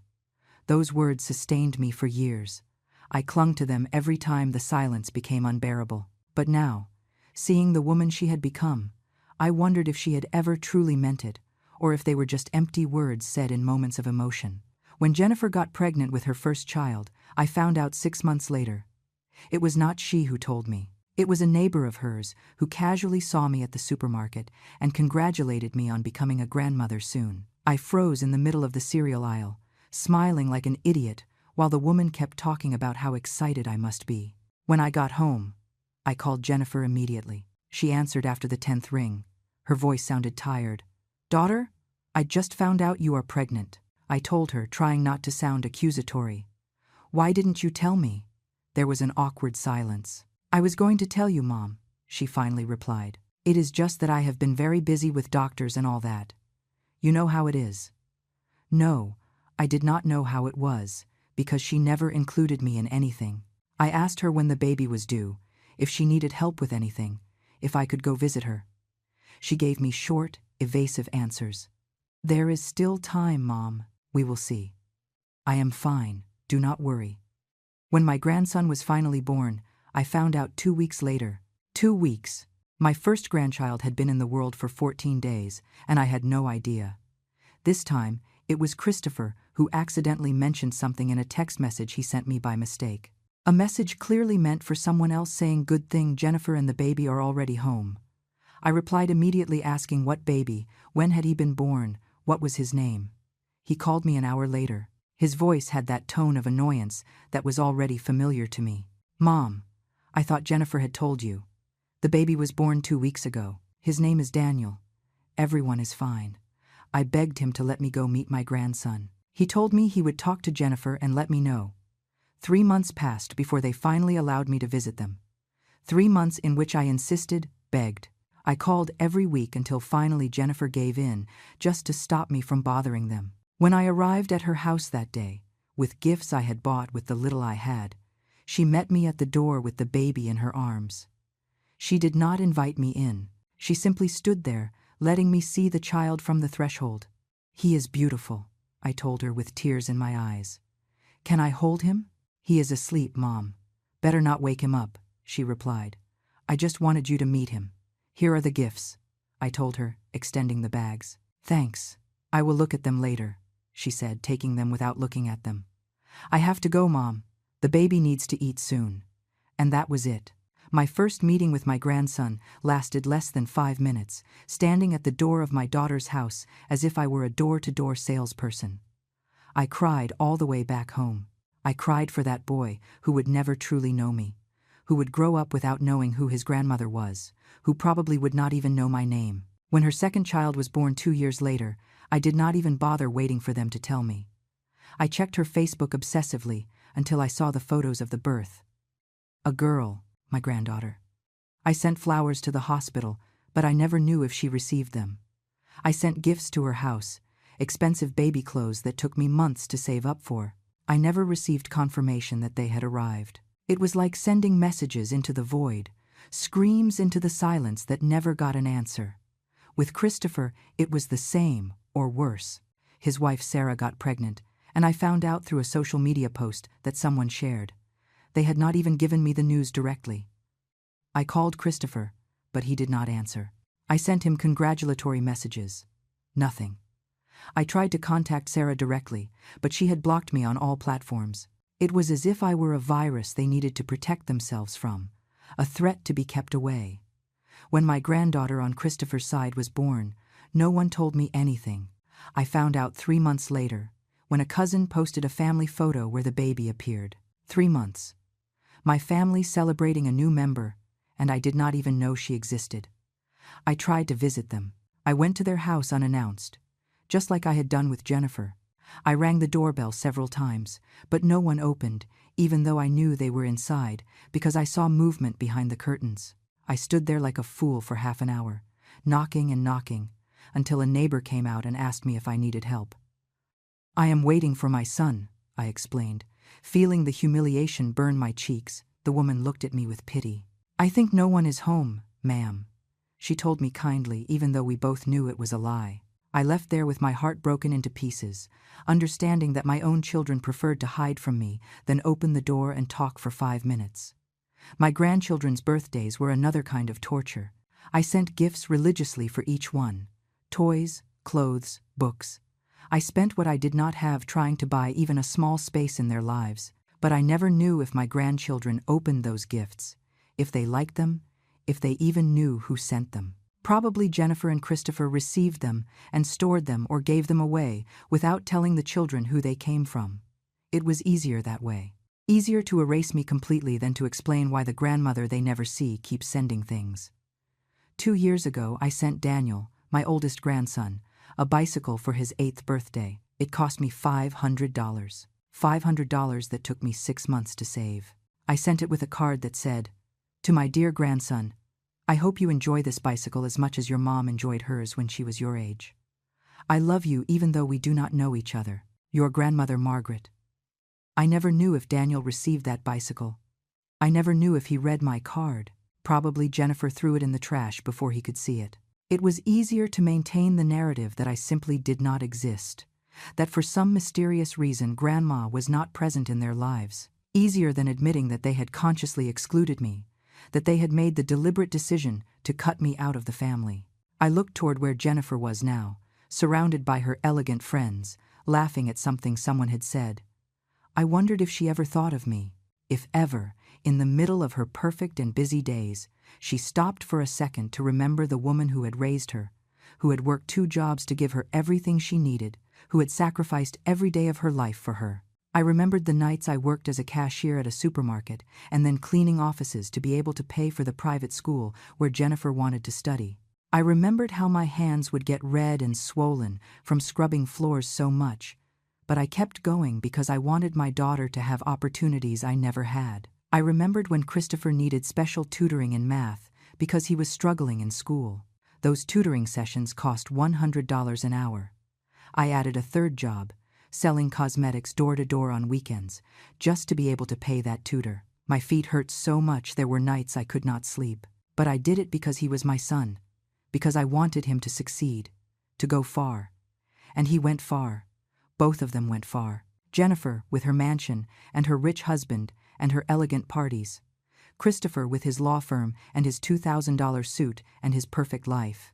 They went so far that they left me behind, as if I were roadkill, something that had served its purpose and was now no longer necessary. I watched them both move among their guests, and I felt something new besides the pain. I felt rage, a cold, clear rage that was beginning to wake up after 20 years of sleeping under layers of sadness and denial. I had spent 2 decades begging for their attention, pleading for crumbs of love, sending gifts as if I could buy a place in their hearts. And all that time they had been ignoring me deliberately, consciously, cruelly. A waiter passed by and left a tray of canapés on my table. I looked at them without appetite. Expensive food served on elegant plates for people who probably would not even appreciate it because they were accustomed to this level of luxury. I thought of my almost empty refrigerator at home, of how I had to calculate every grocery purchase so my pension would last the whole month. I thought of the $500 I spent on that bicycle that probably ended up given away or in the basement gathering dust. I thought of all the dollars I had sent in gifts over the course of 20 years, money I should have used for myself, to make my life more comfortable, so I would not have to worry so much every time an electric or water bill arrived. The rage kept growing. It was not an explosive rage. It was not the kind of rage that makes you scream or break things. It was a cold, calculating rage, the rage of someone who is finally seeing the truth with total clarity. My children had not forgotten me accidentally. They were not too busy without realizing it. They had actively chosen to erase me from their lives. They had chosen not to answer my calls. They had chosen not to reply to my messages. They had chosen to keep their children away from me. They had chosen to close the door in my face, literally and figuratively. And I, like a fool, had kept insisting, begging, sending smoke signals, hoping that someday they would remember I existed. But today, sitting at this party where clearly I did not belong, where I did not even know why I had been invited after so long, something changed inside me. Something broke definitively, but not in the painful way from before. It broke in a liberating way. I realized that I no longer wanted to keep begging. I no longer wanted to keep being invisible to the 2 people who were supposed to love me more than anyone in the world. I no longer wanted to keep living in this agony of constant hope and guaranteed disappointment. I was still lost in my thoughts when I saw Robert, Jennifer's husband, walk toward a small stage they had set up in the center of the garden. He was a tall man, about 50, with that air of authority that money and power give. He took a glass of champagne and tapped the crystal lightly with a spoon. The sound resonated throughout the garden, and little by little, the conversations died down. All the guests turned toward him with attention. I stayed where I was, in my distant corner, feeling my heart start to beat faster without knowing exactly why. "Good evening, everyone." Robert began with that voice trained for public speaking. "Thank you for joining us on this very special day to celebrate my wonderful wife." The guests applauded, and Jennifer went up to the stage next to him, radiant in her champagne-colored dress that probably cost more than I earned in 3 months. They kissed while everyone applauded, and I felt something twist in my stomach. Robert continued talking about how lucky he was to have Jennifer in his life, about everything they had built together, about their plans for the future. I listened halfway, still trying to understand why they had invited me after so long. Then Robert said something that made me pay complete attention. "I also want to take this moment to make an important announcement," he said, looking at the crowd. "As many of you know, Jennifer and I have been working on a very special project." He paused dramatically, and I saw Christopher approach the stage with a smile on his face.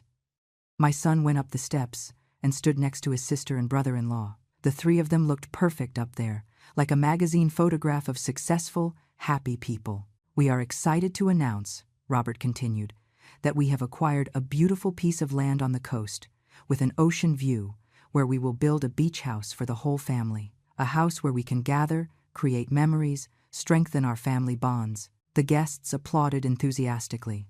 I sat paralyzed in my chair. Family. He had said family, but I did not even know about this project.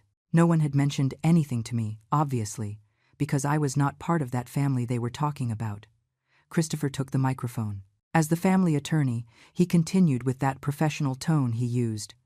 I have been coordinating all legal aspects of this acquisition, and I want to tell you that this beach house is not just a property. It is a legacy we will leave for our children and our children's children.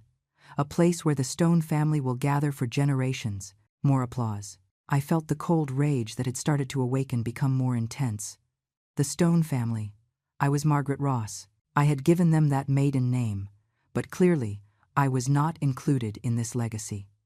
Jennifer took the microphone from her brother's hands. And to make this even more special, she said with a smile that did not reach her eyes, "We want this investment to be something we all participate in." Then something happened that left me frozen. Jennifer searched for me with her gaze among all the guests. When our eyes met, her smile grew wider, but there was something in it that gave me goosebumps. "Mom," she said, pointing at me, "why don't you come up here with us?" All the guests turned to look at me, 50 pairs of eyes watching me while I remained seated, not knowing what to do. "Come on, Mom," insisted Jennifer. "Do not be shy." My legs barely responded, but I managed to stand up. I walked toward the stage, feeling every gaze nailed into my back. I went up the steps carefully, my low-heeled shoes making noise against the wood. When I reached the top, Jennifer put an arm around my shoulders in a gesture that might seem affectionate to anyone who did not know our history. "Look," she said, addressing the guests. "Here is my mother, Margaret. After so many years, she is finally here with us." There was something in the way she said those words that sounded false, rehearsed. Robert continued speaking. "As I was saying, we want this house to be a family investment, and for that, we need all family members to contribute their share." My heart started beating even faster. Where was all this going? Christopher looked directly at me. "Mom, I know Dad left you the house where you lived with him, the house you sold a few years ago." I felt as if the ground moved beneath my feet. How did he know that?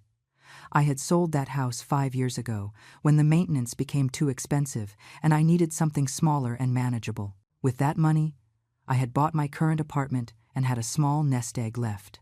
"We have been thinking," continued Jennifer, squeezing my shoulder harder than necessary, "that it would be wonderful if you could contribute with that money you have saved for this family investment. That way, you would have a part of the beach house too. You could visit us there, spend time with your grandchildren." Everything connected in my mind like a macabre puzzle. That is why they had invited me. That is why, after 20 years of absolute silence, I suddenly received an elegant invitation to this party. It was not because they missed me. It was not because they had finally realized they had a mother. It was because they needed my money. They needed the savings I had accumulated from the sale of the only property I owned. The house my husband and I bought together, where we raised our children, where we built a life. "How much money do you have from that sale, Mom?" Christopher asked, as if he were in a business meeting and not talking to his mother in front of 50 strangers. I could not speak. The words were stuck in my throat. Robert intervened with a smile that pretended to be kind. "Look, Margaret, I know this might take you by surprise, but think about it. It would be a way to secure your place in the family, an investment in your grandchildren's future. And of course, you could use the house whenever you wanted. It would be your house too." Lies. It was all lies. I could see it in their eyes, in the way they avoided looking at me directly, in how Jennifer had let go of my shoulder and now maintained physical distance, even though we were on the same stage. "We are putting in the majority," added Jennifer. "But we thought you would want to be part of this. After all, it is your family. Your family." Those words sounded hollow, coming from the mouth of someone who had not called me in 20 years. From someone who had closed the door in my face when I went to meet my grandson. From someone who had blocked my numbers, ignored my messages, returned my letters. Christopher pulled out a folder he had prepared. "I already have all the documents ready," he said with professional efficiency. "We just need you to sign here and make the wire transfer. We are talking about $200,000, right, Mom?" That is more or less what you cleared from the sale of the house after buying your apartment. I still could not speak. $200,000. It was exactly the amount I had left. How did they know? How had they investigated my finances without me knowing? The answer was obvious. Christopher was a lawyer. He had contacts. There were ways to find these things out. They had planned all this meticulously. The invitation after 20 years, the elegant party, the public announcement, all designed to pressure me, to make me feel that I would finally have a place in the family if I just handed over my money. "Come on, Mom," said Jennifer with barely concealed impatience. "It is not that complicated. It is a good investment. The property value will go up. And besides, you will finally be able to bond with your grandchildren in a family environment. Is that not what you have always wanted?" Yes, it was what I had always wanted, but not like this. Not bought with my life savings. Not as part of a calculated plan where I was just an ATM they finally decided to access after ignoring me for 2 decades. All the guests watched us expectantly. Some smiled, probably thinking they were witnessing a heartwarming family moment. Others looked uncomfortable, as if they could sense the real tension behind this charade. I looked at my 2 children, Jennifer with her expensive dress and her perfect life, Christopher with his designer suit and his professional attitude. I had raised them alone after their father died. I had fed them, clothed them, educated them. I had worked until my hands bled and my feet could not hold me up. I had sacrificed everything, absolutely everything, to give them opportunities. And now they were there, in front of me, asking for the last thing I had left. Not really asking for it, demanding it with this calculated public pressure. I looked at the folder Christopher held with the documents already prepared. How convenient that he had it already. How convenient that he knew exactly how much money I had. How convenient that they had chosen to do this in front of all these witnesses, betting that I would be too polite, too embarrassed, too desperate for their approval to say no. For 20 years, I had begged for their attention. I had pleaded for a call, for a visit, for any sign that they still cared. And in 20 years, they had never given me anything. Not their time, not their love, not even an occasional text message. But now that they needed something from me, now the family appeared. Now there were invitations and smiles and words about creating memories together. "So, Mom," asked Robert, breaking the silence that had stretched too long, "what do you say? Do you want to be part of this family project?" All eyes were on me, Jennifer, Christopher, Robert, and the 50 guests, waiting for my answer. At that moment, something inside me that had been cracking for years finally broke completely.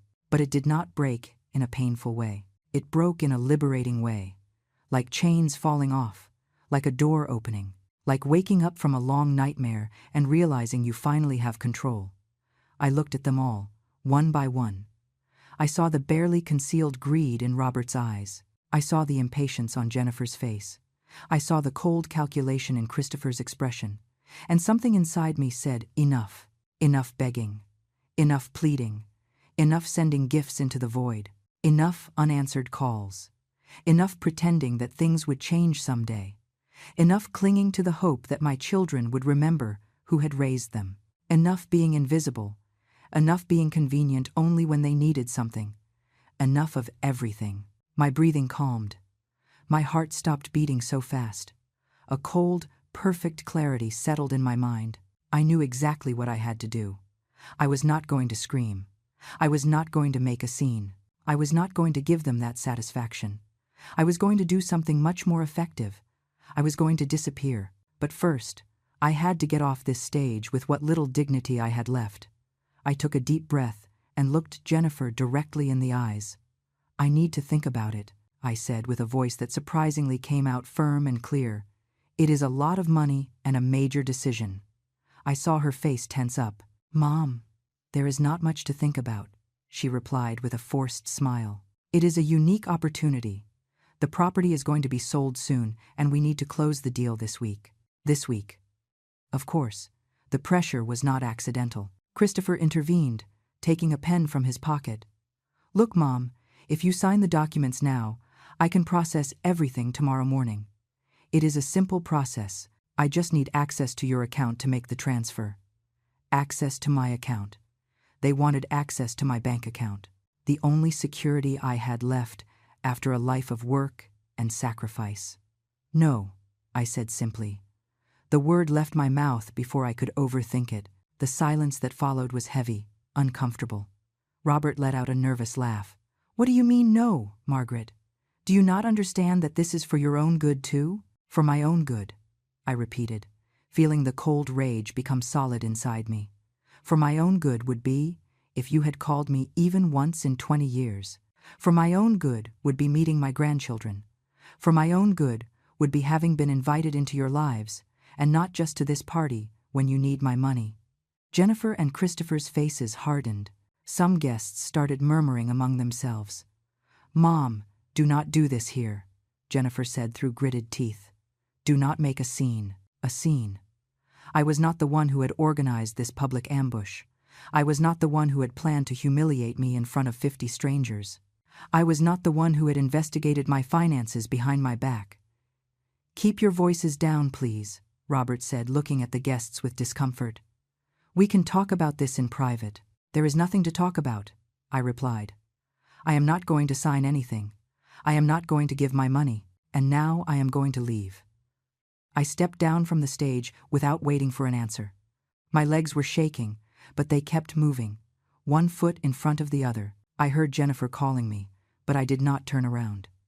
I heard footsteps following me, but I did not stop. I reached my table, grabbed my purse with the gift I would never deliver, and walked toward the garden exit. Christopher caught up to me before I reached the house. He grabbed my arm firmly. You cannot leave like this, Mom, he said with a low, threatening voice. Let go of me, I replied, trying to free my arm. You need to understand something, he continued, without letting go. That beach house is a smart investment.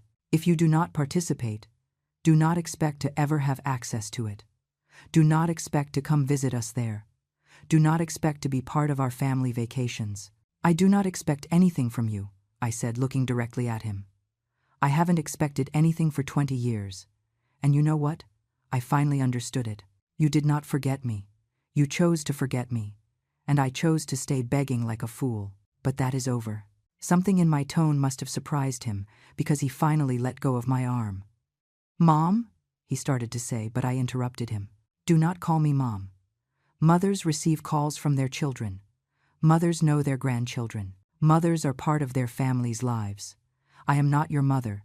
I am just someone with money that suddenly interests you. I turned around and kept walking. This time no one stopped me. I left that house, that perfect garden, that farce of a family celebration. I called a taxi from the street and waited under the lights of the entrance while the party continued inside as if nothing had happened. Probably Robert was already making another toast, distracting the guests, saving face. When the taxi arrived, I got in and gave my address to the driver. I looked out the window as we drove away from that lit-up mansion, and in that moment, with a clarity I had never had before, I knew exactly what I was going to do. I was not going to keep begging. I was not going to keep waiting. I was not going to keep being the invisible mother who existed only when they needed her. I was going to disappear for real, completely. And when I did, it would be in such a way that they could never, ever find me or access what was mine. The taxi moved through the dark streets, and I felt like every mile that took me away from that house was a mile toward my freedom, toward my new life, toward the woman I should have been 20 years ago, when the silence began. But better late than never. I arrived at my apartment past midnight. I took off the wine-colored dress and folded it carefully, knowing I would never wear it again. I put on my old robe and sat at the kitchen table with a cup of tea I had no intention of drinking. I just needed something warm in my hands, while my mind worked with a clarity I had never experienced before. I did not feel pain. I did not feel sadness.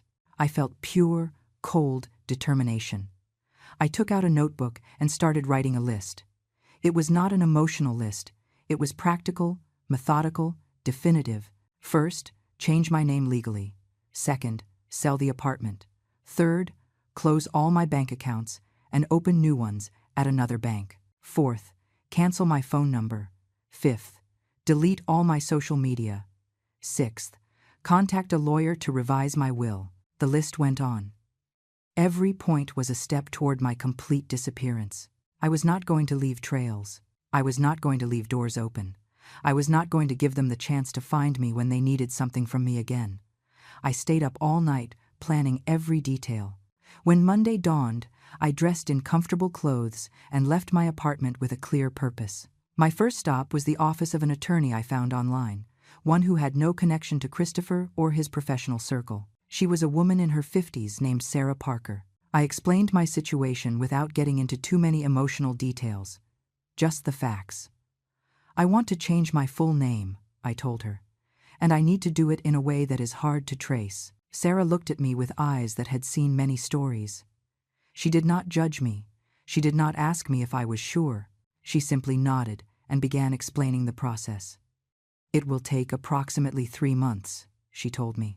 We need to file a petition with the court, publish the change in the official newspaper, wait the legal period in case there are objections. 3 months. I could wait 3 months.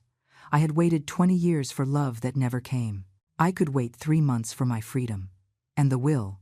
I asked. I also need to change it. Sarah pulled out forms and started asking questions. Do you have current beneficiaries? Yes, I replied. My 2 children. But I want to remove them completely. I want everything I have to go to a charity when I die. She wrote everything down without making comments.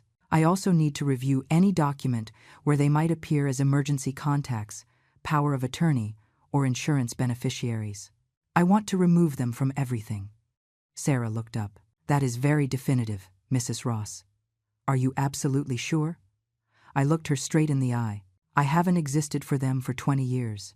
It is time for them to stop existing for me too. Only this time it will be legal and permanent. She nodded and continued taking notes. We will review everything. Bank accounts, insurance, property, medical documents. We are going to ensure they have no access to anything that is yours. I paid her a retainer of $1,000 and left with a folder full of documents I had to sign. My next stop was the bank. I asked to speak with the manager and explained that I needed to close all my accounts and open new ones at a completely different bank. The man looked at me confused.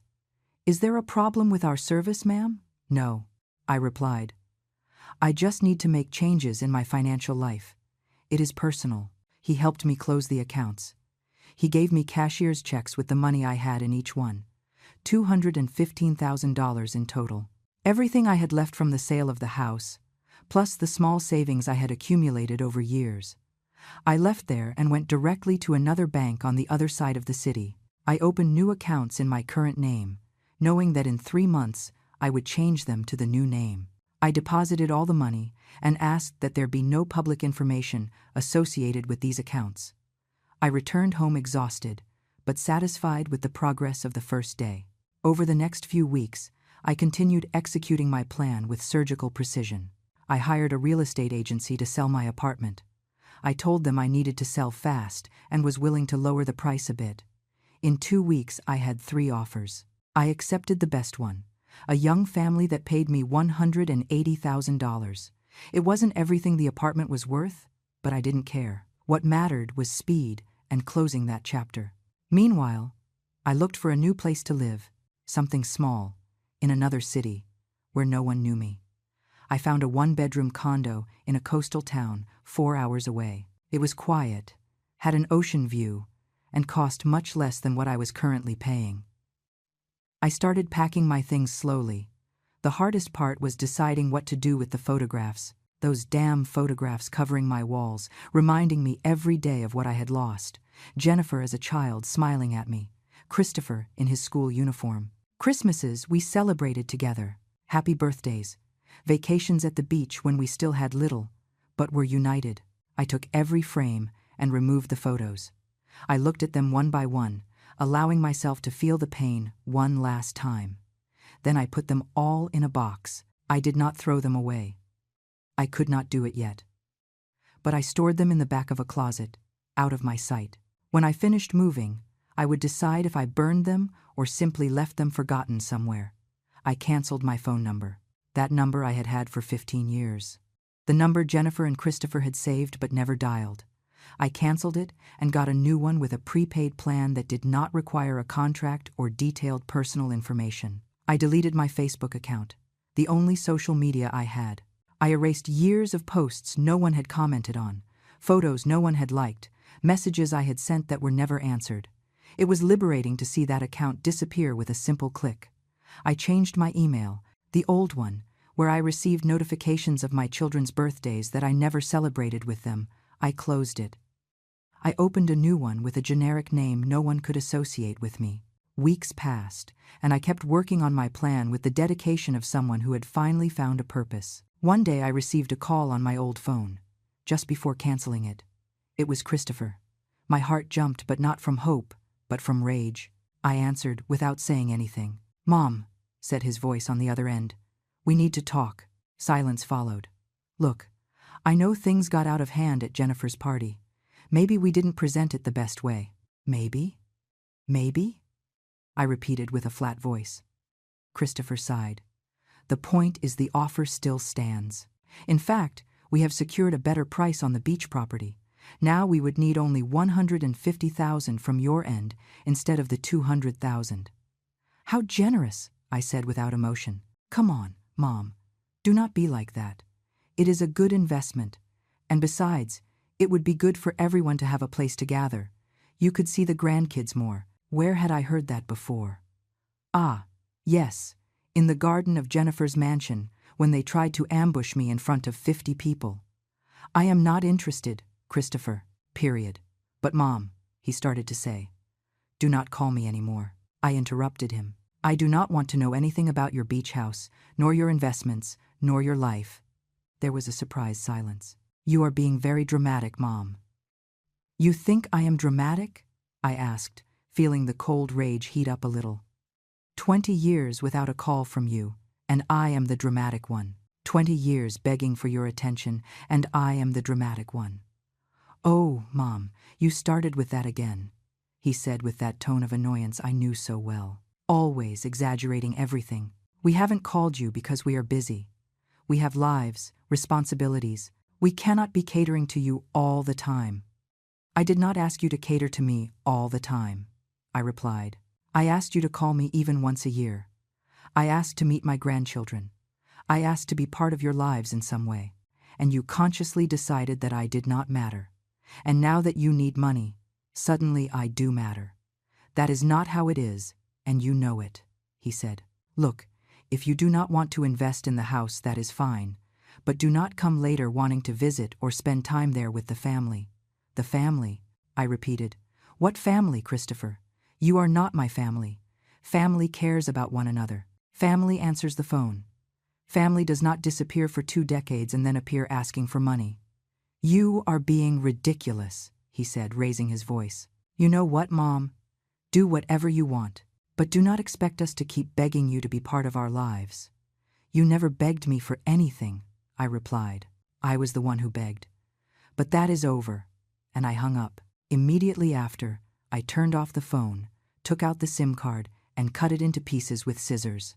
That number ceased to exist in that moment, and with it, the last connection Jennifer and Christopher had to find me. 3 months later, my transformation was complete. The judge had approved my name change. I was no longer Margaret Ross. I was now Selena Owens. A new name for a new life. It sounded strange still when I said it out loud, but it was my name now.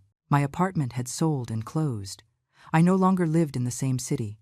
I had moved to that coastal town where no one knew me, where I could walk on the beach every morning without running into anyone from my past. My new condo was small, but sufficient. It had a balcony with an ocean view where I drank my coffee every morning watching the sunrise. It was peace. It was silence. It was freedom. I had transferred all my money to the new accounts under my new name. $395,000 in total, between what I had saved and what I got from the apartment sale. It was more than enough to live comfortably for the rest of my life if I was careful. Sarah Parker, my attorney, had completed all the legal changes. Jennifer and Christopher had been removed from absolutely everything. My will now left everything to a foundation that helped older women abandoned by their families. It was ironic and appropriate. My life insurance had the same beneficiary. My medical documents no longer listed them as emergency contacts. In case of emergency, the name appearing now was Sarah's, who had accepted to be my legal representative for everything. For 6 months I knew nothing of Jennifer or Christopher. 6 months of absolute silence, which, to be honest, was not very different from the last 20 years. Except that now the silence was my choice, not theirs. I was the one who had disappeared. I was the one who had cut the ties. And it felt good. It felt powerful. I had made friends with some people in my new neighborhood. Betty, a 72-year-old lady who lived in the unit below, came to have coffee with me twice a week. She told me about her children who lived in another city, but called her every Sunday without fail. I smiled and nodded, without telling her my story. To her, I was simply Selena, a widow who had decided to retire near the sea. One afternoon in October, 6 months after Jennifer's party, my new phone rang. It was a number I did not recognize, but it had the area code of my previous city. I hesitated before answering. "Hello," I said cautiously. "Mrs. Margaret Ross?" asked a male voice I did not recognize. "I do not use that name anymore," I replied. "Who is speaking?" "I am attorney Daniel Rivers. I represent your son, Christopher Ross. I need to locate you urgently." My heart raced, but I kept my voice firm. "How did you get this number? We have been trying to find you for months, ma'am. Your previous number was canceled. Your apartment was sold. You do not appear in any public record. Your son is very worried." "My son hasn't worried about me in 20 years, I replied. "What does he want?" The lawyer cleared his throat uncomfortably. "It is about an important family matter. We need you to return to sign some documents." "I am not going to sign anything," I said. "And I am not going to return." "But how did you know about this number?" The lawyer hesitated. "Your former attorney, Mrs. Parker, gave us this contact." I felt a pang of betrayal, but I understood Sarah had legal obligations. If there was a court order or something similar, she probably had to give information. "What kind of documents?" I finally asked. "That I need to discuss with you in person, ma'am. It is of a delicate nature."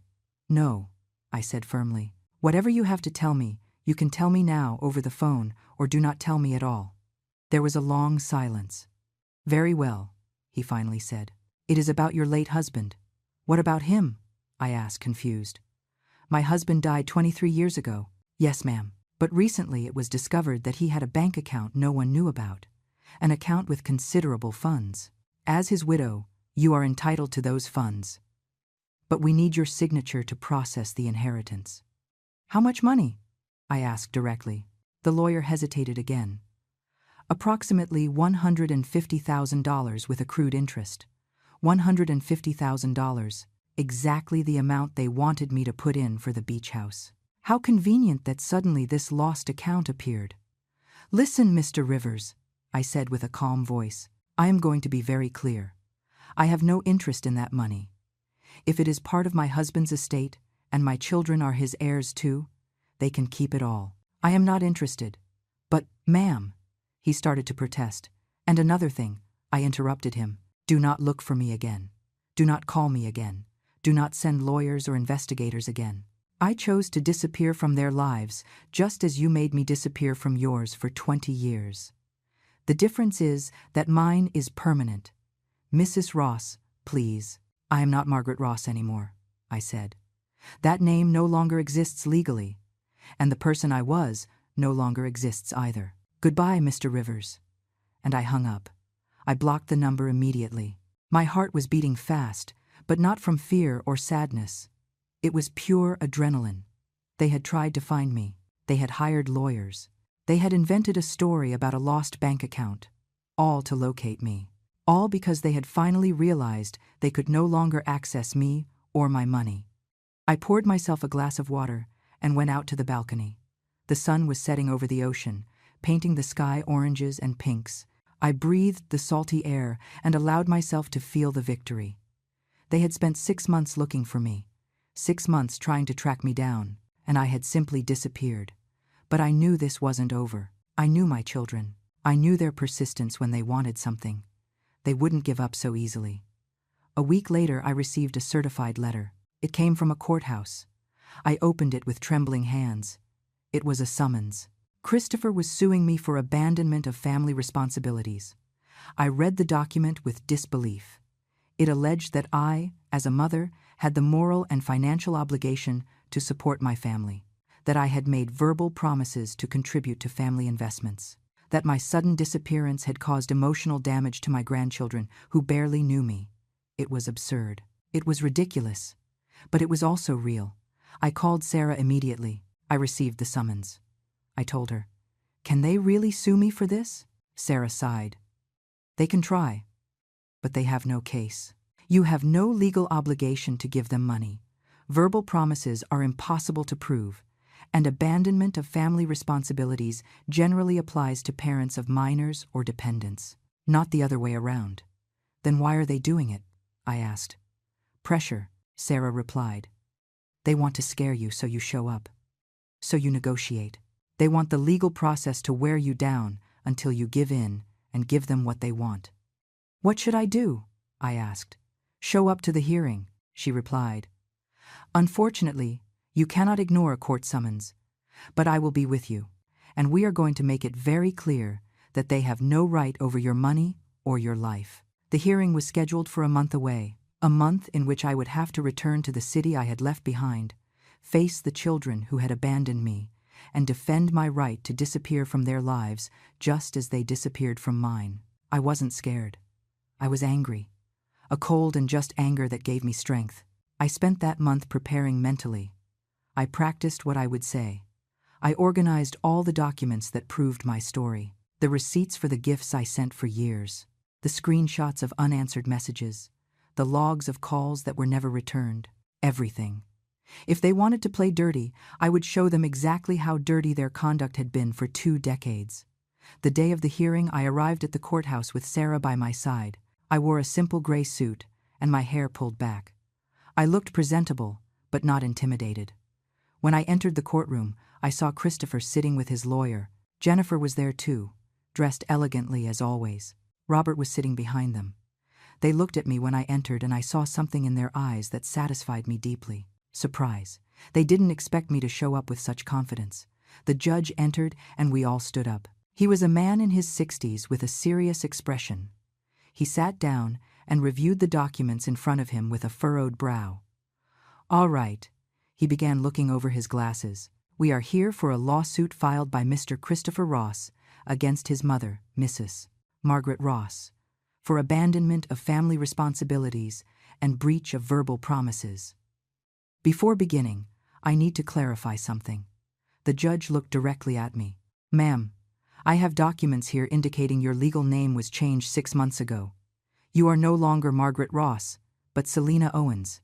Is that correct?" "Yes, Your Honor," I replied with a clear voice. "That is correct." I saw Christopher and Jennifer exchange looks of confusion and rage. The judge nodded. "We will proceed then, using your current legal name. Mr. Rivers, proceed with your argument." Christopher's lawyer stood up. "Your Honor, my client and his sister have suffered emotional and financial abandonment by their mother." "Mrs." he started to say Ross, but corrected himself. "Mrs. Owens disappeared without notice 6 months ago, cutting all contact with her family. This has caused considerable emotional damage, especially to the minor grandchildren who miss their grandmother." I had to bite my lip not to let out a bitter laugh. "The grandchildren I never knew missed me," the lawyer continued. "Furthermore, the lady had verbally promised to contribute financially to a family project, a real estate investment that my clients had planned, counting on her participation. When she disappeared, my clients lost the opportunity to close that investment, causing them financial losses." Sarah stood up. "Objection, Your Honor. There is no written proof of said verbal promises. And as for the alleged emotional abandonment, we have extensive evidence that it was exactly the opposite." The judge raised his hand. "We will get to that. Mr. Rivers, do you have any tangible proof of these verbal promises?" The lawyer hesitated. "We have testimonies from those present at the birthday party where the topic was discussed. Testimonies from people who were at that public ambush," I thought. The judge seemed skeptical. "Continue. I would like to call Mrs. Jennifer Stone to testify." Jennifer stood up and walked to the stand. She looked perfect as always, every hair in place, her clothes expensive and elegant. She swore to tell the truth and sat down. "Mrs. Stone," began her lawyer.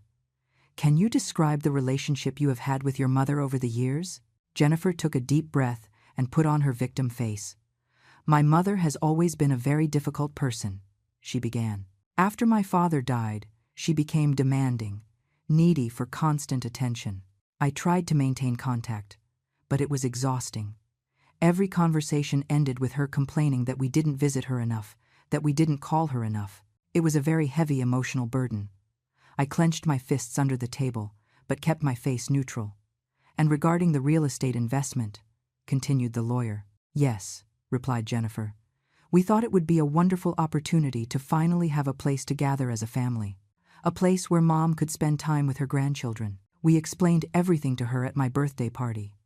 She seemed interested, said she would think about it, but then she disappeared without giving explanations. She sold her house, changed her name, left without telling us where. She left us worried, not knowing if she was alive or dead. Her eyes filled with perfectly timed tears. My grandchildren ask about their grandmother all the time. I do not know what to tell them. Sarah stood up for cross-examination. Mrs. Stone, when was the last time you called your mother before the birthday party? Jennifer blinked. I do not remember exactly. Sarah pulled out a document. I have here Mrs. Owen's phone records for the last 5 years. There is not a single incoming call from your number or your brother's. Not one. In 5 years. Jennifer shifted uncomfortably in her seat. Well, I was very busy. So busy you couldn't make a phone call in 5 years? Asked Sarah. And what about the previous 20 years?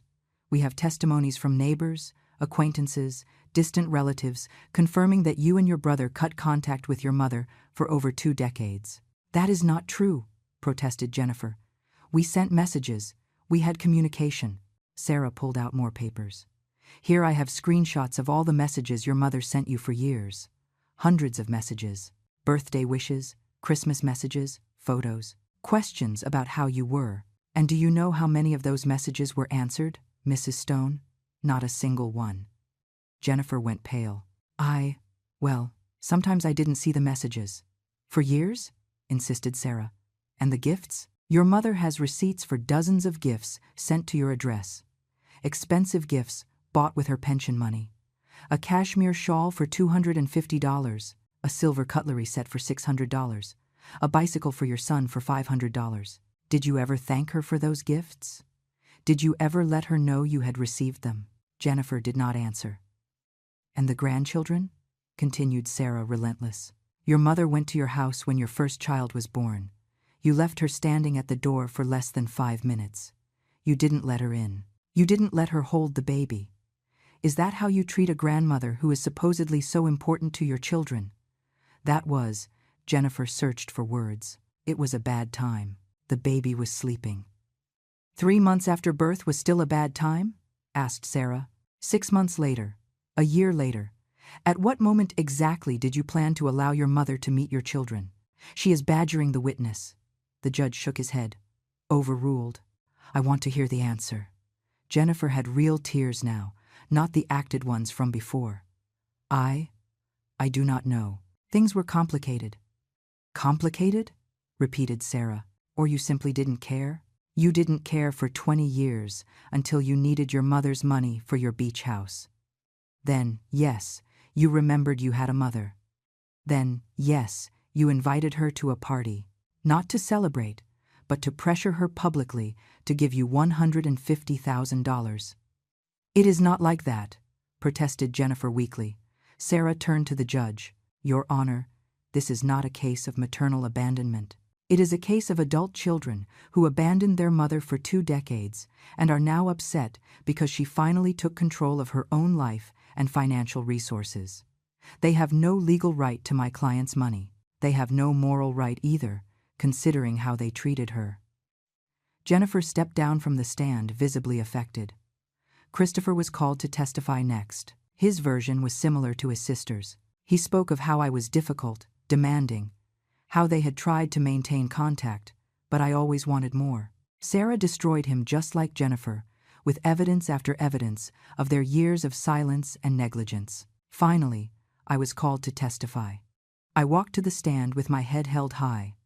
I swore to tell the truth, although the truth was already more than clear in the documents Sarah had presented. "Mrs.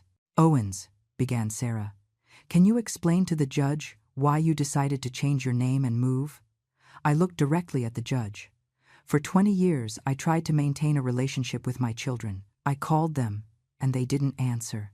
I sent them messages, and they didn't reply. I sent them gifts, and never knew if they received them. I went to their houses, and they closed the door in my face. My grandchildren are 8, 6, and 4 years old. I have never held them. I have never spent a birthday with them. I barely know their names. My voice cracked slightly, but I continued. Not because I didn't want to, but because my children consciously excluded me from their lives. For 20 years, I begged for their love, for their attention, for a small space in their perfect lives. And for 20 years, they ignored me completely. Until they needed money, then yes, they invited me to a party. Not to reconnect, but to pressure me in front of 50 strangers to give them my life savings. "And when did you realize this?" asked Sarah, even though she knew the answer. "The moment they asked me to sign documents they already had prepared," I replied. "The moment my son Christopher told me exactly how much money I had, information he could only have obtained by investigating me behind my back. That is when I understood that for them, I was never their mother. I was just a bank account they finally decided to access." I looked at Christopher and Jennifer directly, and I decided that if for them I didn't exist, then I would really cease to exist. Legally, physically, completely. The judge listened intently. "Mrs. Owens," he asked directly, "what do you want from this situation?" "I want them to leave me alone, Your Honor," I replied. "I want them to respect my decision to live my life without them, the same way they lived their lives without me for 20 years. I owe them nothing. I do not owe them money. I do not owe them explanations. I do not owe them my presence. They made their decision 20 years ago. I made mine 6 months ago, and my decision is final." The judge nodded and asked us to leave while he deliberated. We waited outside the courtroom for 30 minutes that felt eternal. Christopher and Jennifer were on the other side of the hallway, talking in low voices with their lawyer. They didn't look at me once. Finally, they called us back. The judge had the documents organized in front of him, and his expression was serious but clear. "I have reviewed all the evidence presented," he began, "and I must say this is one of the clearest cases I have seen in a long time." He took off his glasses and looked directly at Christopher and Jennifer. "Mr. Ross, Mrs. Stone, you come before this court alleging abandonment by your mother. However, the evidence presented demonstrates exactly the opposite. For more than 20 years, your mother attempted to maintain contact with you in every possible way. Unanswered phone calls, ignored messages, gifts sent without acknowledgement, visits rejected at your front doors." I saw Christopher clench his jaw. Jennifer looked down. The judge continued, "There is no law compelling a mother of independent adult children to maintain contact with them if she does not wish to. Much less is there any law compelling her to contribute financially to her children's investment projects. The alleged verbal promises you claim are impossible to verify and, frankly, considering the context presented, seem more like a convenient fabrication than a reality." Christopher's lawyer tried to interrupt, but the judge raised his hand. "I haven't finished. What I find particularly troubling in this case is the clear pattern of emotional neglect on the part of the plaintiffs toward their mother, followed by a sudden interest when they discovered she had considerable financial resources. That is not filial love. That is opportunism. Therefore," proceeded the judge, "this court dismisses the lawsuit in its entirety. Mrs. Selena Owens, formerly known as Margaret Ross, has no legal, moral, or ethical obligation toward her adult children. Furthermore, I order the plaintiffs to cease all attempts to contact, locate, or harass Mrs. Owens. Any violation of this order will result in harassment charges. Case closed." The bang of his gavel resonated in the room like a gunshot. I felt something release inside my chest. It was official. It was legal. It was definitive. Sarah squeezed my hand under the table. Christopher stood up abruptly. "This is ridiculous," he exclaimed. "She is our mother. She has obligations to us." The judge looked at him sternly. "Mr. Ross, I suggest you sit down and accept the verdict, Otherwise, I will find you in contempt. And allow me to add something personal, although it is not part of the official verdict. I am a father of 3 children and grandfather of 5 grandchildren. I cannot imagine spending 20 days without talking to them, much less 20 years. What you did to your mother is unforgivable. That you now come crying because she finally said enough is pathetic. Get out of my court. Christopher stood paralyzed. Jennifer had started to cry, real tears this time, tears of rage and humiliation. Robert took her by the arm, trying to lead her out of the room. But Jennifer pulled away and walked toward where I was. Mom, she began with a broken voice, please, do not do this. We can fix things. I looked her in the eyes, those eyes that looked so much like mine, but looked at me as if I were a stranger. There is nothing to fix, Jennifer, I said with a calm voice. You and your brother made your decision many years ago. You chose your lives without me, and I respected them. Now I have chosen my life without you, and I need you to respect my decision. But we are your family. I am me. Family does not disappear for 20 years, I replied. Family does not close doors in your face. Family does not ignore calls and messages for 2 decades. Family does not appear only when they need money. You were not my family for 20 years. I am not going to pretend you are now. I turned to leave, but Christopher blocked my path. You are going to regret this, he said with a low and threatening voice. When you are old and sick and need help, we won't be there.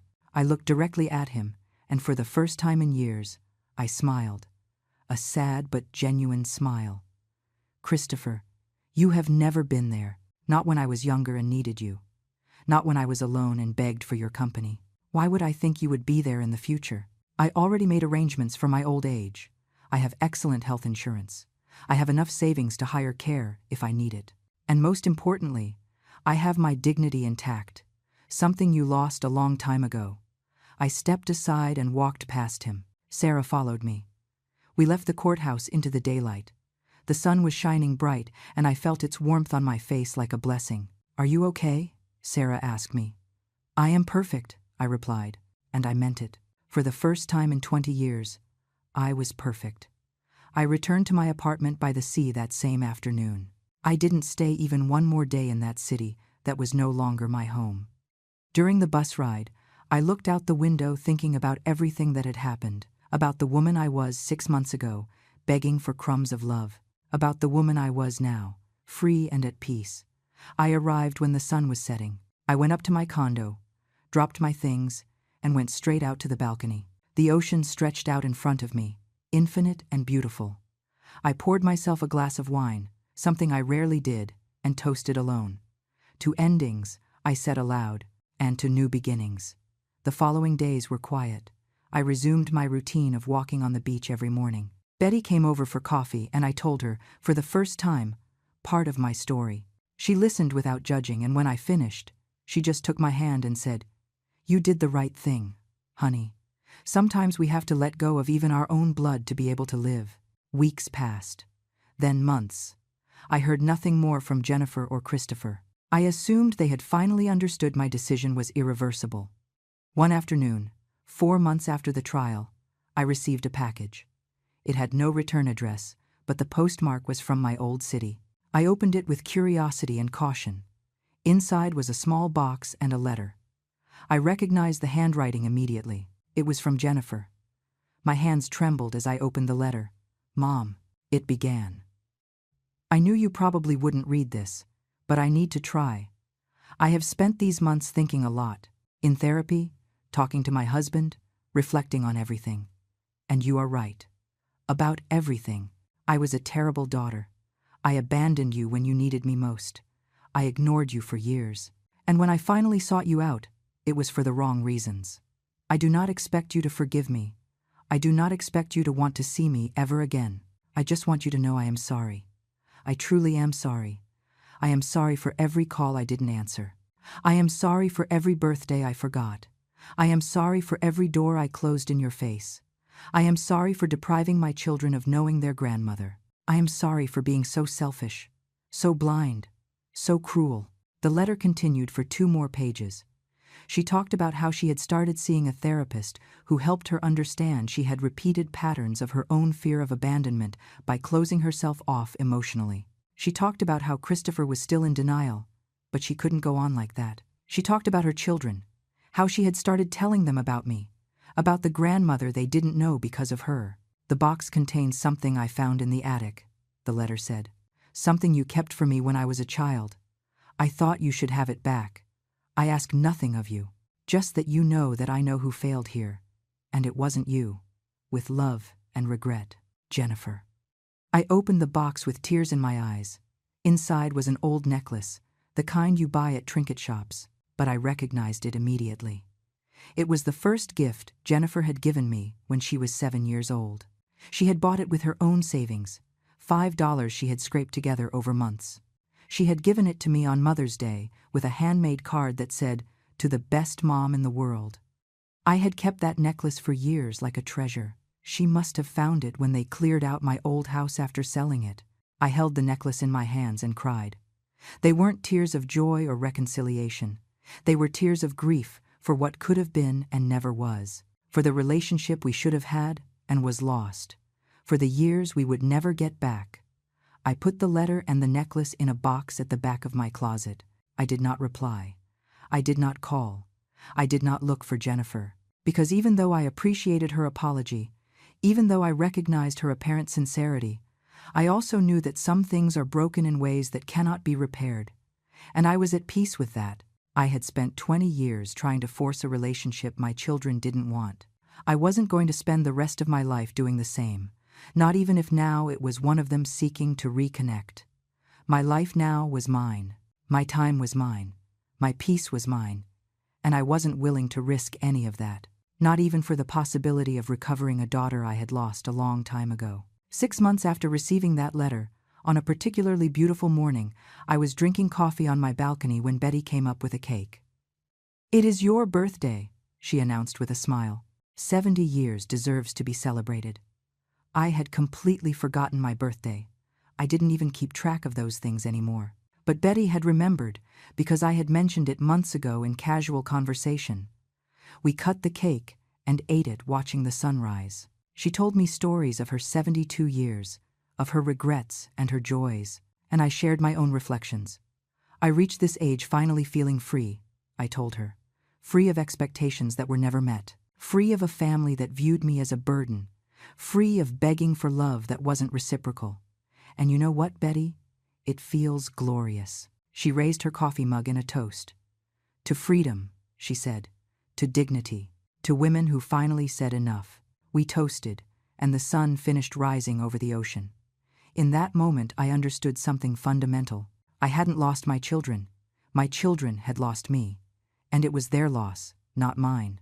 Because I had spent 70 years learning to love unconditionally, to give without expecting anything in return, to be strong even when everything crumbled. I had raised 2 children alone. I had worked to exhaustion. I had sacrificed everything for them. And when I finally decided to stop sacrificing myself, when I finally chose my own peace over their comfort, I became the villain of their story. But I didn't mind being the villain if it meant finally being free. Today, 3 years after that birthday party that changed everything, I continue living in my condo by the sea. I am 72 years old. My hair is completely white, and I no longer bother dyeing it. I have deep wrinkles that tell the story of a full life, with its pains and its victories. I walk on the beach every morning without fail. I have made friends here, women my age who understand what it is to reinvent oneself in the last stage of life. We go to yoga classes together. We organize dinners. We celebrate our birthdays. We are the family we chose, not the one we were given. Sometimes I think of Jennifer and Christopher. I wonder how they are, if they are carrying on with their perfect lives, if they bought their beach house with someone else's money. But those thoughts are less and less frequent and less painful. I do not hate them. Maybe I should, but I don't. I simply release them. I let them go like you let go of anything that hurts you. And in that letting go, I found something I never expected to find. I found myself. Selena Owens, a 72-year-old woman who lives alone but is not alone, who has little money but enough, who has no family but has community, who lost her children but gained her freedom. My story does not have a happy ending in the traditional sense. There is no reconciliation. There is no final hug. There is no mutual forgiveness and fresh start. But it has something better. It has peace. It has dignity. It has a woman who finally understood that her worth does not depend on others recognizing it. And that, I discovered, is more than enough. I finish my coffee while the sun rises completely on the horizon. Another day. Another opportunity to live on my own terms. I smile and go inside to get ready for my morning walk. Life goes on. My life goes on. And for the first time in decades, that fills me with joy instead of sadness.